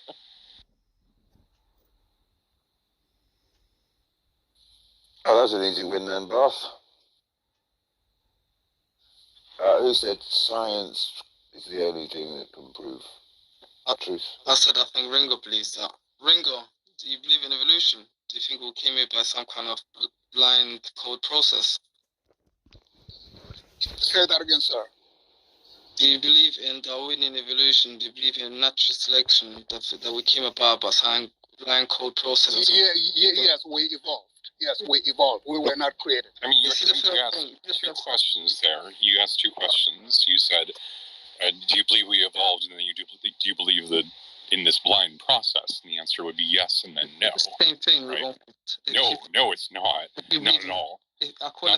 Not even remotely close, right? I actually, because I qualified, Darwinian, I said to him, and Darwinian evolutionists will know it's natural selection, right? Which is a cold blind process that has no foresight, no will, and so that's not for debate. I want to use evolution as an umbrella word, yeah, not all evolution, but Darwinian definitely. So natural selection. Whoa. Natural selection is a guiding force in evolution, right? By random. What's the guiding force? It's a random. No, it's not what I said. I said it's a guiding force, right? What's the guiding force? Two rationales to survive and reproduce. Natural selection selects four traits which are beneficial for survival. So it's a guiding force in evolution. But as a random code blind process. No, it's not random. It's guided by natural selection. It is blind because it has no agency. It has no will. It doesn't need agency to be guided by natural selection. What you're talking about is that biological highest rationale, surviving and reproducing. But that is not an agent. It's not what I'm talking about. Unless you're going to tell me your cells have will. No, it's not what I'm talking about. What I'm talking about is the guiding aspect of evolution and how it isn't random, right? It is. Sorry. Let's just correct. Shall we correct him here, T? So the mutations are random. The selection for them isn't. We used to think that was true, and in fact, there is pressures on mutation selection as well. So there is, that argument is not quite the entire case, right? And so this is actually a recent development, and I can definitely cite the papers in which we've observed mutation selection occurring. Yeah, but Even if I concede that it's true, you're talking about recent papers. I'm talking up to now contemporary knowledge of Darwinian or evolutionary science, and it is a random process. Yeah, our contemporary understanding was that mutations were random and that traits were selected for by natural selection. As it turns out, natural selection operates on more than just the traits. So, I mean, you're wrong and then you're wrong, right? Yes, but by natural selection, some people want to say if we evolved from monkeys, for example, which is proven we are 23 chromosomes away from being chimpanzees. About 1% from being chimpanzees, and then people say, how come there are That still depends how you chimpanzees? count them. It's not dependent. This is studied in the lab. And when people say, how comes there are still monkeys? Well, it's just like asking the American white that settled here. Literally nobody asked that. Literally nobody asked that. All right, why are you bringing this up? Nobody asked. All right. Nobody chill. nobody You needs need to chill. Like literally So nobody Faisal, nobody needs that soundbite. It's okay. Really. Can we clarify something? Faisal, are you a theist? Most definitely, brother. Oh, okay. What sort of brand? What denomination? What was your faith? Muslim. Ah, right. So, do you disbelieve evolution? I personally do, but it's not a religious contention because there are frameworks and models where some people believe in Adamic excellence. There's some scientific theories as to why evolution is compatible with religion, but me personally, my own convictions, I don't believe in this. The Darwin evolution for sure. You don't believe what Darwinian evolution is kind of old, like 150 years old. No, I want to say Darwin evolution, like, it hasn't really changed now if you're talking about natural selection. Yeah, it has. Yeah, usually we use the modern synthesis, not Darwinian. Yeah, apart from the papers teacher side, the most recent ones, I'm talking about contemporary understanding of it. So you believe in evolution then? Yeah. Our contemporary understanding let's of just it. clarify this. So, Faisal, you believe in evolution then, yeah? I believe in evolution for sure. Oh, right, cool. So you're going against the text. You're going against your own faith. No, because the evolution has many meanings, right? No, it doesn't. Yes, it does. It has about 3 meanings, I can tell you right now. Okay, tell me what they are then. All 3. Hang on, 3. Well, we need 3 now. 3 meanings. 3 Okay, meanings, please. first understanding probably of Darwinian, it's not Darwin, of evolution would be this idea of the world is very old, it's been here for a long time, some species went extinct, and time is long, right? And over time, things change, right? No, so that kind of understanding Darwinian. Evolution. Number 2, the second of understanding evolution would probably be this idea of what was it? Versus the understanding. Sorry, I got a brain freeze. Number three. Let's skip to number 3. Number 3 would be what we're talking about right now, the mechanism, right? The mechanism is explaining how we got from theory to reality, right? So, for example, in Darwinian evolution, the idea would be natural selection via, like you said, random mutation, So that's the theory that bridges No, because Darwin had absolutely have you actually read on the origin of species? I remember the second one. 1 second. I remember the second one. No, you're wrong. Would be the idea of sorry, you just excuse me. Right? You're wrong. About Darwin knew nothing at all as to the mechanism. He just observed. Natural selection. Have you read his book? That's only the selection mechanism. That's not the actual idea, right? You just said about the genetic mutation. Find out by DNA in this progress, but its theory still stands. Okay, so here's the problem. So the Quran's wrong. Hang on, no, this is good. We're all right. We're on it here then. So, Faisal, the Quran then is wrong. Muhammad was wrong. How do you get from that to that? Well, explain the logical leap to me. Like, we're just talking about one thing. Oh, yeah, we are still talking about the same thing. So the Quranic story of how we got here is actually wrong. Okay, actually, you're wrong, because the Quran is actually quite silent on the biological origins of human beings. So I don't know what you're talking about. So it doesn't say anything. I already told you that as many theists who actually believe in evolution, they have their models and their frameworks and everything. But you making some kind of false dichotomy saying that the Prophet was wrong because of your wrong understanding of religion. Oh yeah. If the Prophet was wrong, then Islam is false. I mean, you've already stolen Jesus. I thought it was more mature than this, to be honest. But okay. I'm not trolling you. You just don't understand evolution. Or your own theism. Okay, thank you. Yeah, I think you should actually read a book instead of watching YouTube videos. Yeah, I think you should read a book, preferably not the Quran or the Hadith or any of the other bullshit. Just one qualifying. That's just like my opinion. You're actually contradicting the fact. Yeah. Just one qualifying question before I leave you alone. Have you actually read the Quran from cover to back? Yeah. You actually have, yeah? Yeah. How thick is it? How thick is it? Well, yeah. Not quite as thick as you. What about the Hadith? Have you read them too? No, we don't read the Hadith. We're Quranists. We don't read the Hadith. If you actually read the Quran, then I applaud you. Yes, we can go to Quran 3:3, and it says that the wisdom of the Torah and the Gospels lead the book of truth, right? Which is the Quran, right? So basically, if you're gonna follow the book of truth, it follows the Torah and the Gospels, right? It also says in the Quran, you should take advice from either Jews or Christians, and you should allow other people to believe what they want, right? Right. Does it say that? Doesn't it say that? It does say that. I've read the Quran many times. Yeah, I also read the Quran, and I never asked them how thick is it to see if they read it or not. I'm more confused about that question. Sorry? I also read the Quran, but I've never asked someone how thick is the Quran as a clarifying question to whether they read it or not. No, I'm more confused about that question. I call a lot of people actually lying to me and asking like simple questions, and they give themselves up. Oh wait, Ringo's right. The thing about Ringo is like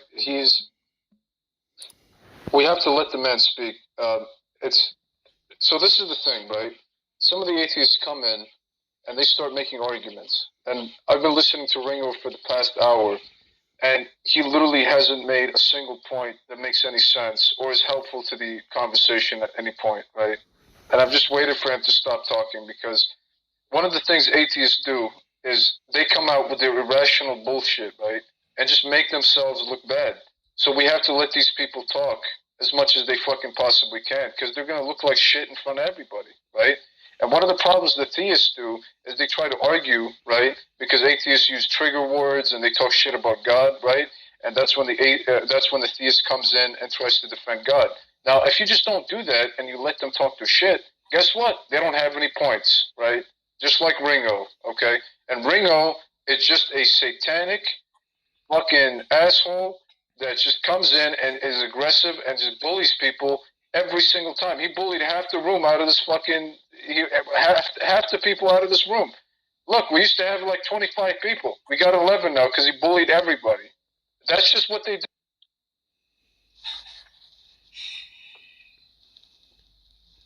As I was saying earlier, that, you know, when he spoke for like 10 minutes and he did not make a single point, but he rambled for 10 minutes. That's exactly my point.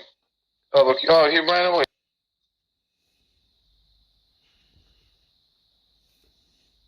So this is the atheist cowardice, right? And they never give it up, bro. They keep coming in, they keep attacking. That's just what they do. And they never learn, right? So who's Taco? Is this like the original Taco from Politics?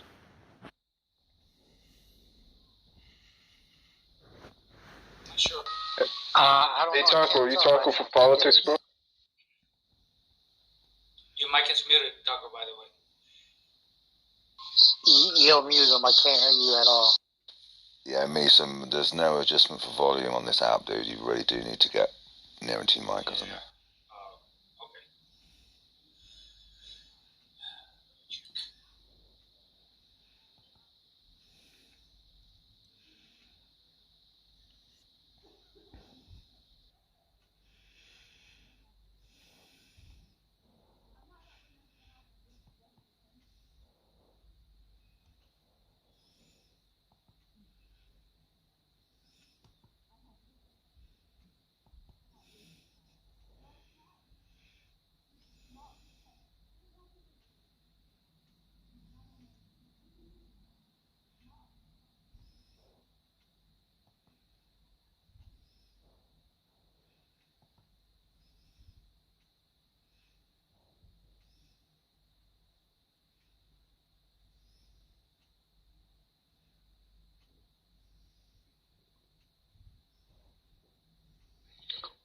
So anyway, do you guys want to just raid a room? Because actually we can't even do that because there's the thing you have to like ask to get up and shit. God, this app is fucking terrible. Isn't it? Yeah. Every time you leave and come back, you've got to be remodded again, haven't you? We could just go to Discord and I don't know. Is everybody banned from PNR? Who's unbanned? Who can fucking get on PNR right now?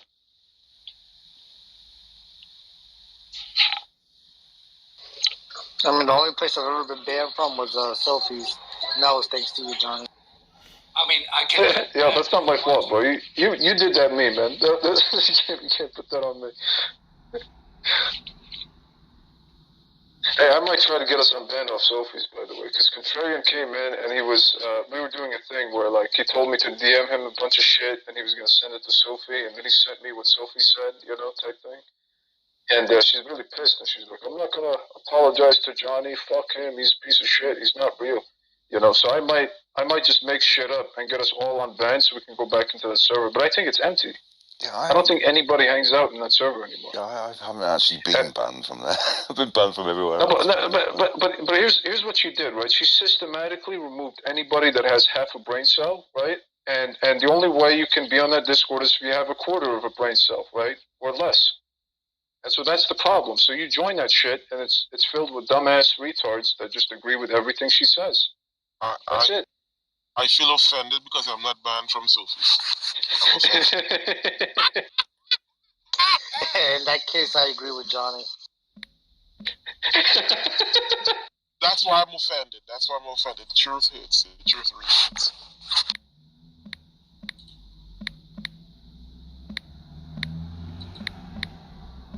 Well, hold on. Let's check out the rooms. Maybe there's a room we can join where someone from Ape Gang is an admin. We have to do this, man. We have to start spreading out.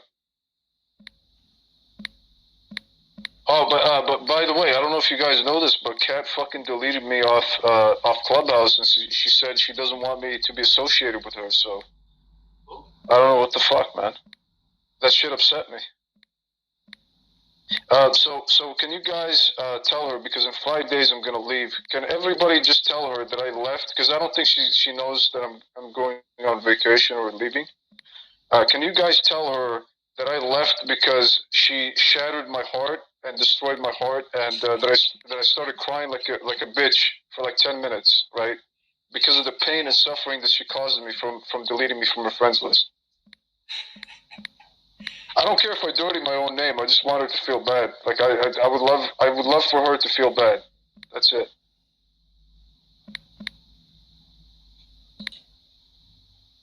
I don't know. I hope you guys heard me, and I really hope this actually happens, because that would make me very happy. I'll definitely repeat the bitch part, 100%. Yeah, of course, yeah. Johnny, we got you back, Johnny. I'm still having trouble.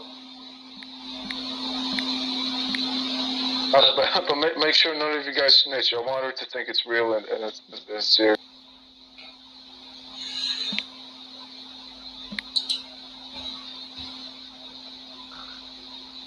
Yeah, on PNR, we could at least turn you up. Over here, I can't turn you up. So, I hear the mic. I don't hear you, though. Alright. At least I tried, man.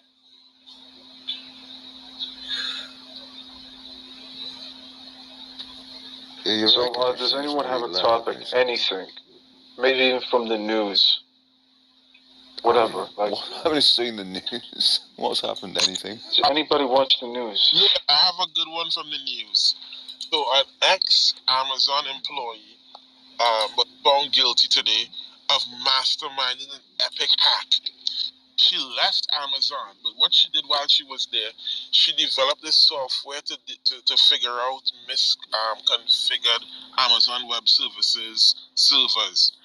And she broke into these servers, installed crypto mining software on them. She took money from she stole customer records from Capital One. They had to pay $190 million to settle, and it was just this one woman doing it. but she looks kind of like a dude. So and it's utterly ridiculous because she was redirecting all the crypto she mined to her personal wallet, and she just ran back. And Amazon couldn't figure out what was going on. I don't know how they caught her. Ridiculous. Damn.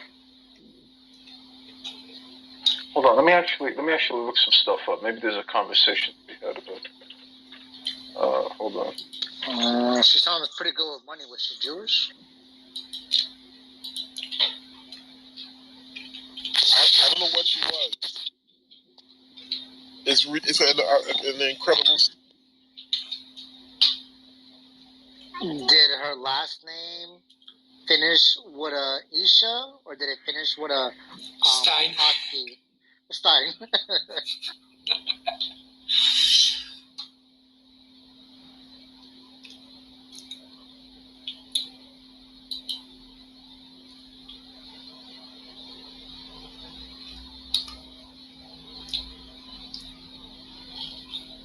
Her name was Paige Fox. Paige E. Fox.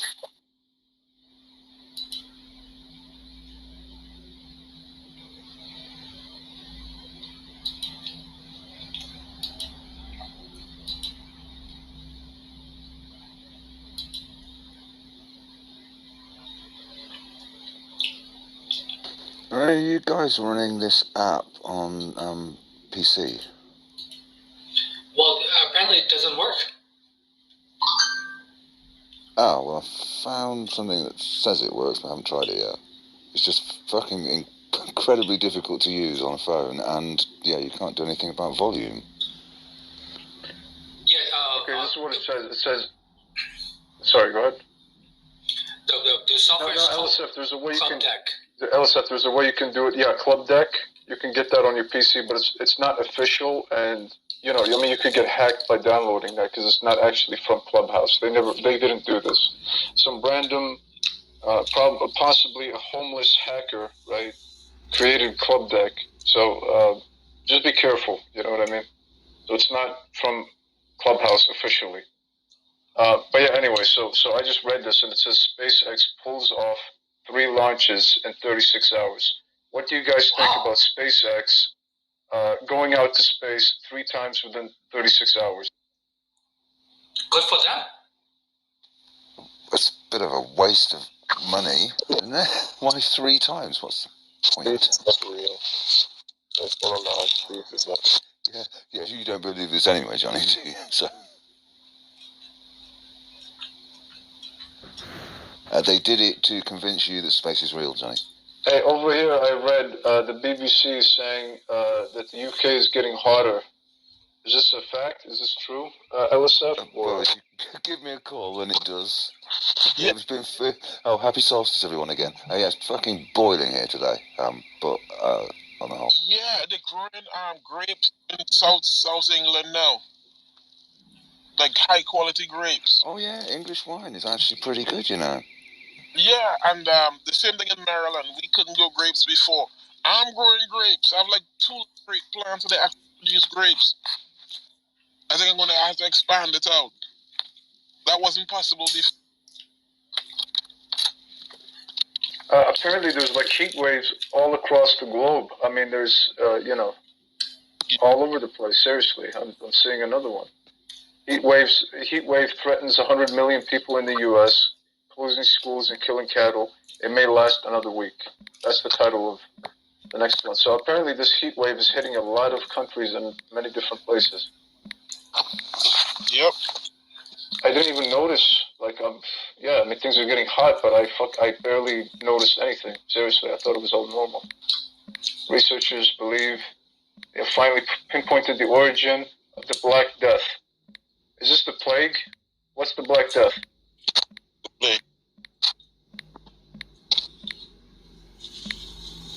I don't know. I think we're black and it sounds dangerous.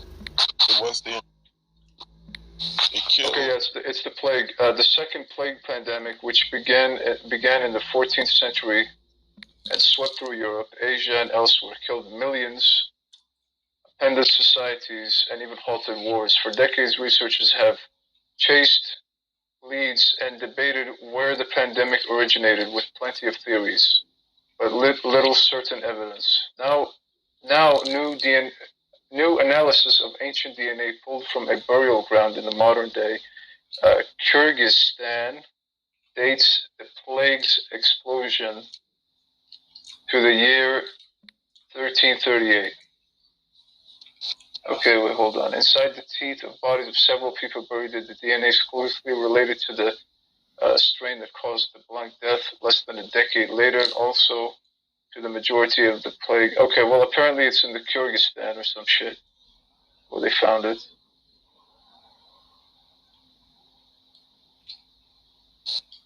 How did they get out of it? So, they located the origin of the Black Death. That's it. So 10 years after the people got it in Kyrgyzstan, it started spreading across the planet. That's it. No Spaniards again. Here we go. Okay, so the HWO is going to rename monkeypox. And what the fuck are they going to name it to?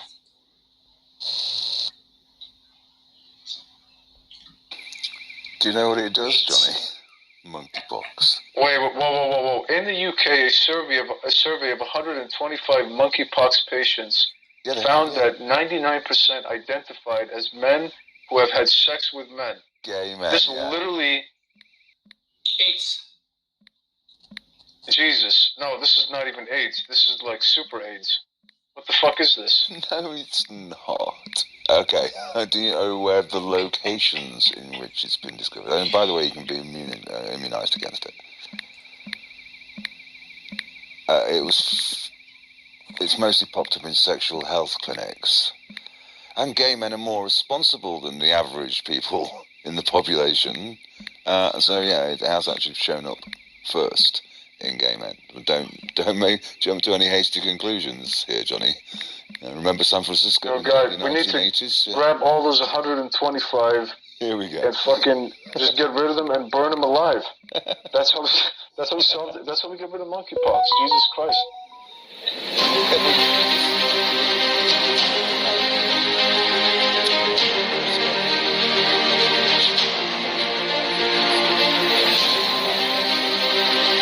It's not a deadly disease.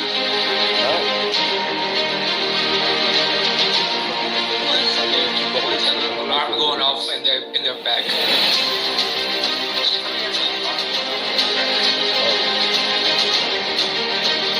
That's me.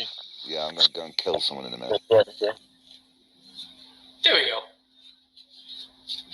Oh, look, it's Petro. He's back again. He's gonna fucking try to troll the room. This guy's a douchebag.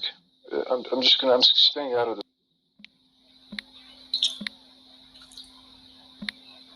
Well, he's in the other users thingy.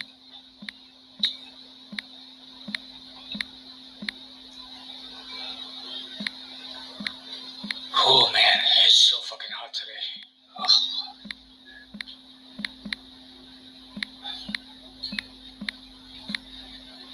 What's the temperature there then, Mason? I know where you are.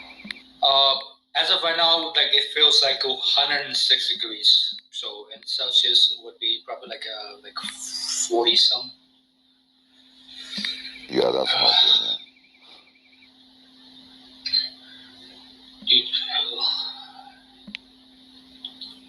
Yeah, it's cooled right down in Spain, but it's pushing it all up this way. Hey, look who's here. Boris. Come and invite Boris. There you go.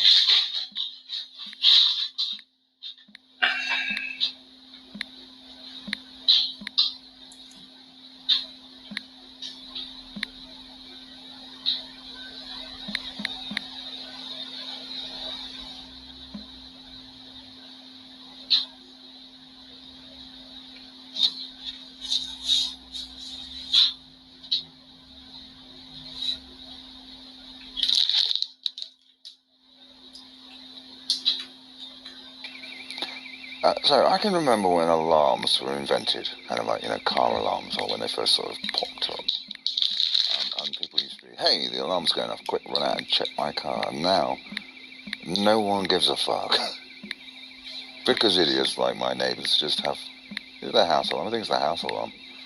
And it just goes off and goes forever and no one cares. I thought that was a smoke detector or something. No, it's the neighbours up the street. Does America, do you have like a gunshot? Do you just ignore the sound of gunshots now because you hear them all the time?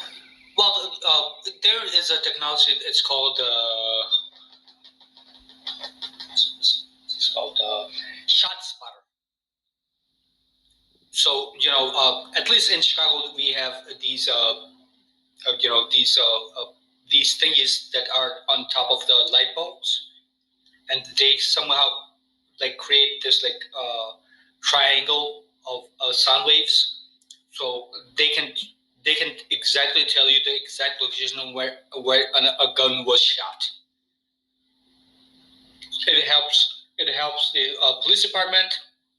It also helps you, that if you want to stay away from that neighborhood for a little bit. Yeah, it's the same technology they use when they hear a sound in an airplane. They can triangulate because airplanes have two mics, at least two. There might be a cockpit one for each pilot as well, and they can triangulate where the sound came from by the time difference between when the mics pick stuff up. So.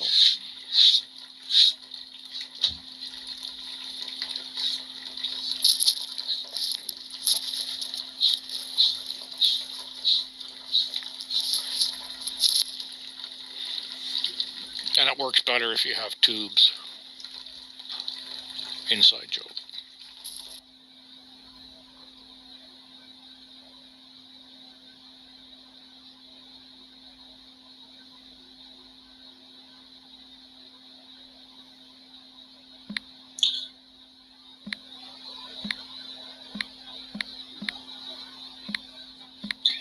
All right, I'm gonna go have some alcohol and have a cigarette, and I'll be back. Okay?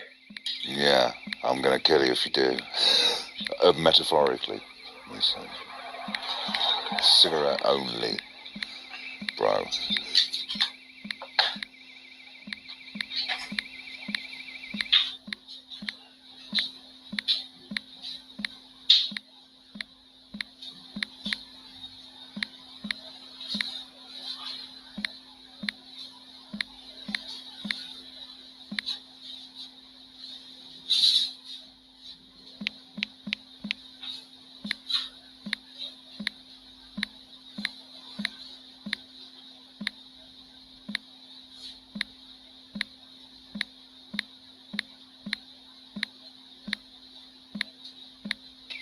I'm gonna go get a fucking hammer and smash that alarm off that fucking wall in a minute, so I'm insane.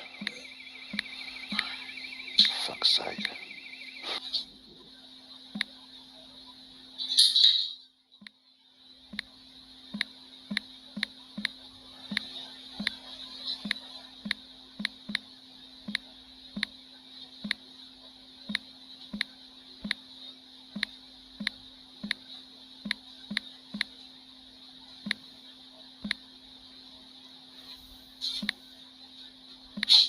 Graham Gould, the clown.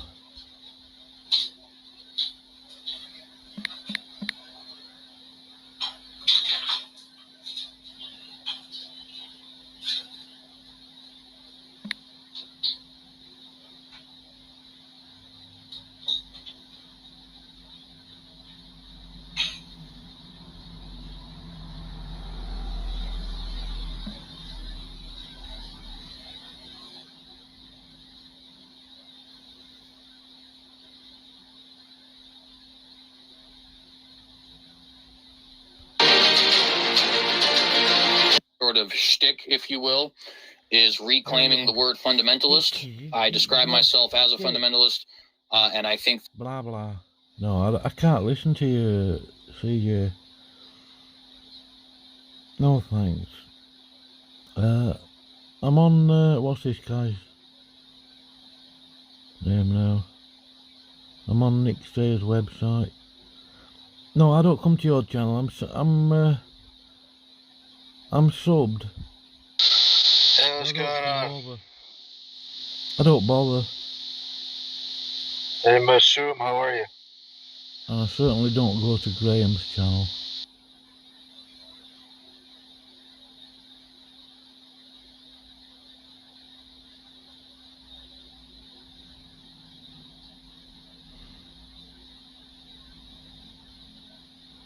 I'll probably get blocked on here in a minute.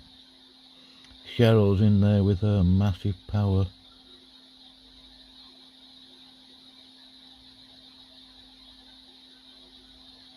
New Genesis connection.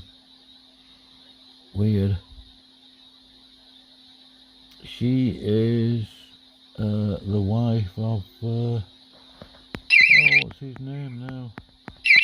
Okay, gang, suggestions.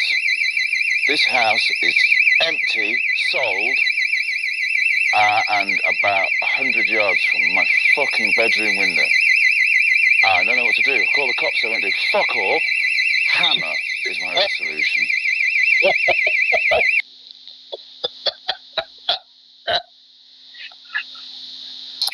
Can you hear that? I mean, for fuck's sake. Well, turn your 2:30 in the audio off at goddamn least for fucking everybody morning. else's benefit. Track it down. Dummy. I'm standing next to it, Boris. The noisemaker? Just rip it off the wall. Well, that's what I mean. It's a house. It's empty. It's just been sold. Yeah. Is there any wires going into it you can just like clip or rip out or whatever? I'll get a Scottish screwdriver. Sure, whatever that is. That's why we looked at it like a hammer. Oh, okay. Thank fuck for that. That's why we have the Second Amendment. Did you turn it off? How did you turn it off? I didn't know it just stopped, but I think it's been going on for hours. If it starts again, I am going to get a fucking hammer. Yeah, I've got a gun cabinet, but unfortunately it's empty. Apart from cash. Next time you go over, maybe, if it has wires, just take a pair of wire cutters. Just cut the wires off, or cut one of them anyways, so it makes it easier to fix and you don't blow the circuit that drives it.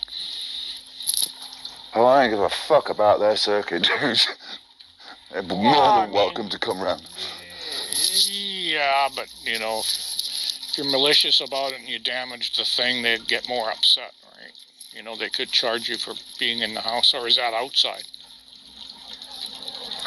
Well, if they were intelligent, they would have security cameras. So, like I said, no one gives a fuck You about haven't alarms. got the original There's nobody else out there. The dead of night. The original manuscripts do not exist.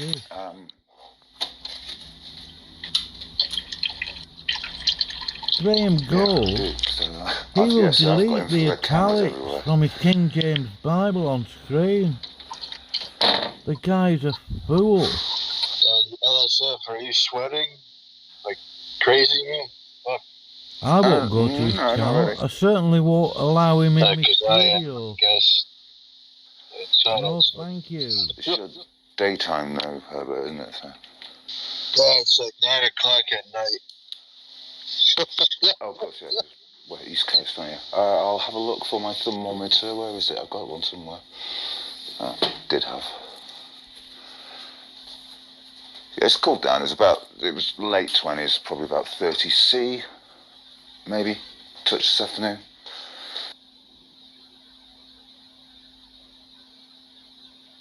I have no idea what that is in Fahrenheit.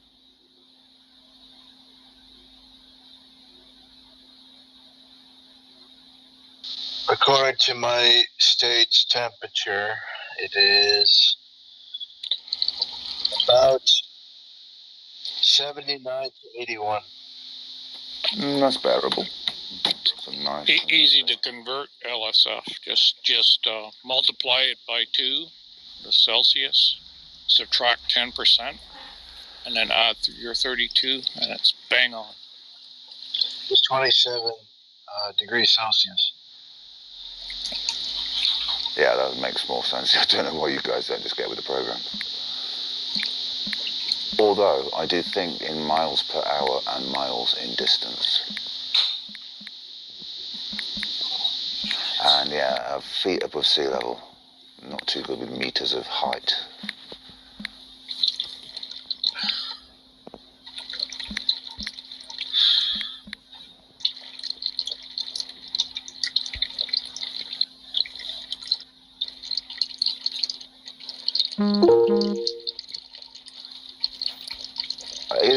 lie, Dr. Herbert Bagel, about the temperature in some places.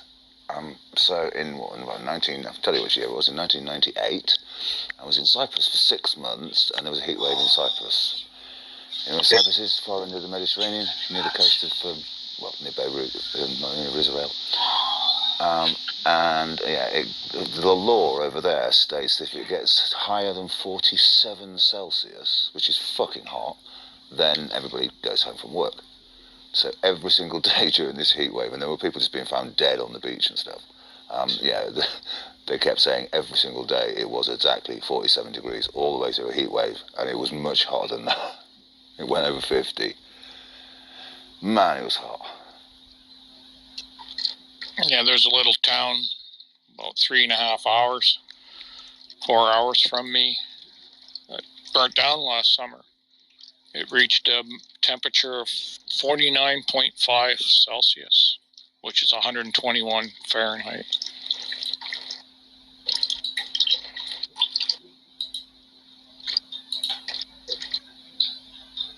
So what does it get to in Death Valley, in the United States? Yeah, it'll get to 125, something like that.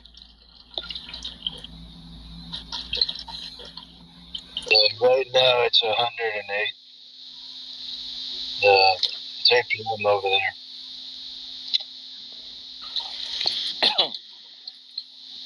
There's only a 5 mile per hour wind and a 3% humidity.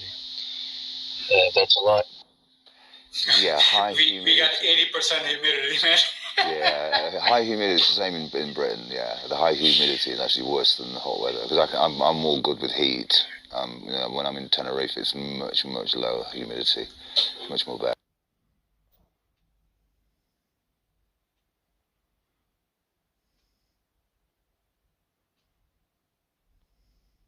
I think you're probably a pretty good troll as well. So I just wanted to see if you're actually you're trolling or not. But okay, I'll take your word. I'm being serious. No, I'm being serious. And what we can put Darth Dawkins to the side. I think that a lot of times the biggest issue is just the fact that you troll a lot. And what percentage I don't know, but you've conceded that you do troll, and I have a lot of respect for you for having conceded the point that you are a troll and deserving of being kicked. So regardless of, it doesn't matter even if you mod Darth or anything like that. You could be kicked from the room just on those merits that you have been trolling. So to add Darth to this is just a mistake. You deserve to be kicked because of the trolling, but when sorry, okay, yeah, I don't disagree. I will end my trolling in Hades' rooms and Tom Rabbit's rooms. How's that? Yeah, and that'll solve the problem, right? Hades, what do you think? Am I being naive and believing him, or? I think you're being naive and thinking that that's the actual issue here. I think that's where the being naive is. Yeah. Not really the issue. I mean, that's a tolerable troll. He's not annoying like that Johnny character. There's a troll. You know what I mean? He's not as trollish as John. Not a huge troll. That's just like a 5 out of 10 troll, I'd say. Yeah, I've lost my thread. I was just like rating all the different trolls. Daniel.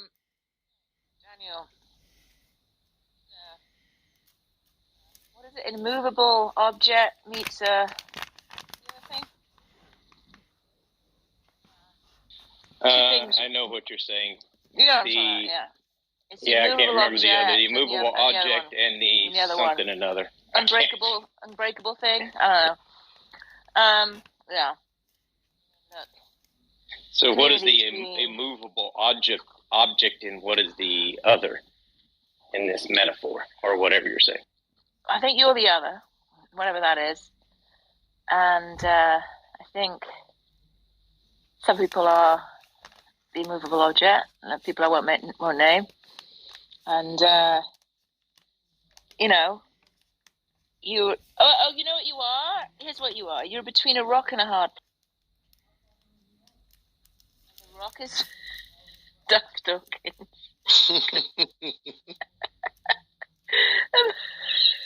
The hard places, Tom. And yet, they need each other. So I need to somehow get out of the way so that their relationship can continue. So maybe I'm in the way of the relationship, and that's the big problem. No, that's not the problem. Yeah, but I just want to ask. I want Matt back. I want him back in the rooms, and I miss him. I think he's a good man, and I think that he's, for the most part, he's honest. And I really wish that I could somehow squash all this nonsense, because I really do miss Matt, and I think that he adds a lot. Well, Matt knows how to come back in the rooms. Matt has competing desires. On the one hand, he likes hanging out with us. We have good crack, as they say in Ireland. We hear about his snakes. We make. I don't really need to share the stories about my snakes. I can put them on Facebook. That's okay. We want that. But that's what you're bringing to the table, Matt. The snake stuff, right? We get a kick out of that. We make funny memes of all your profile pictures. Sometimes very handsome versions of you, I should say. Sometimes lady versions of you, Oh, give over.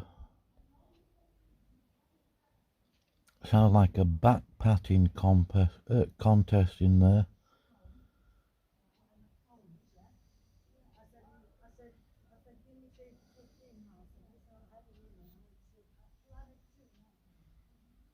Can you believe it? 3:15 in the morning, she's talking that loud on her phone.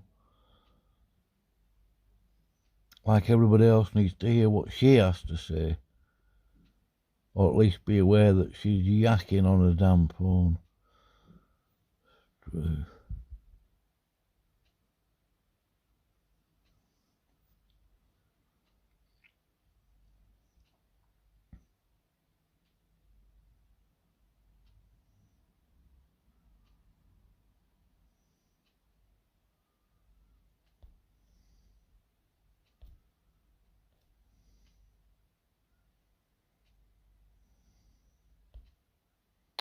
In a barn, I think, or a barn snake. Amazing. And the reason why we already know it. The reason why they say that is because when you read all the previous chapters before you get to 53, it always mentions the servant of Israel. It mentions the servant. Oh, they're using the NIV. No, thank you.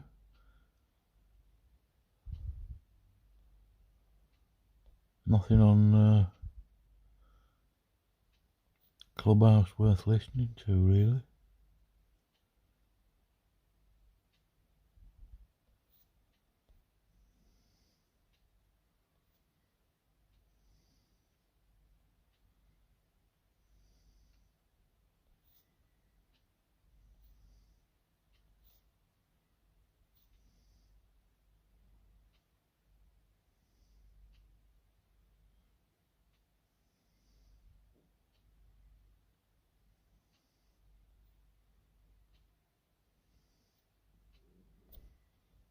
Oh, that's it.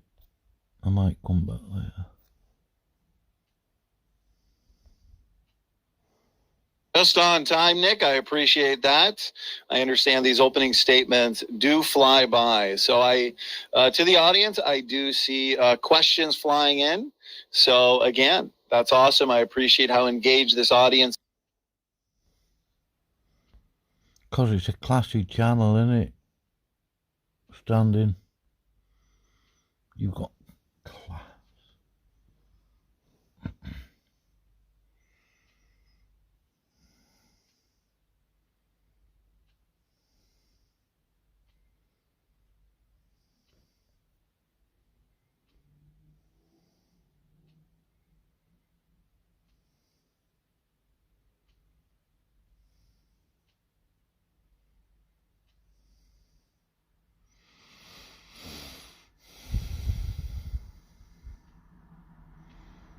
Wonder if Graham's in there.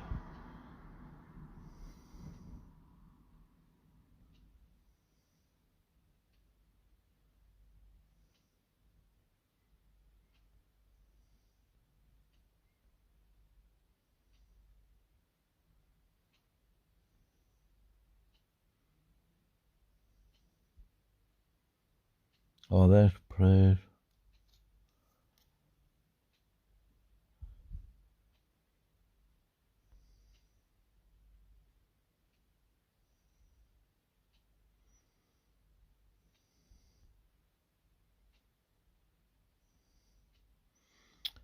Creep.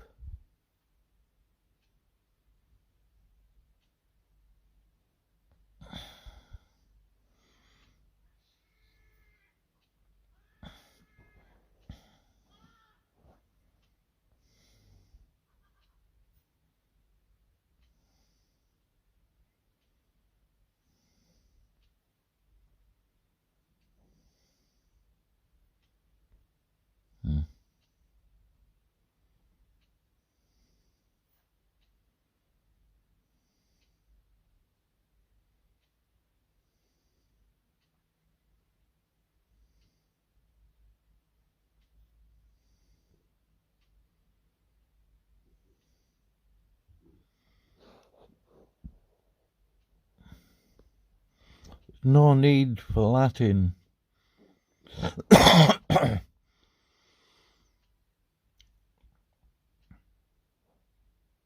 Latin isn't a biblical language, it's Greek, Hebrew, Aramaic, that's it.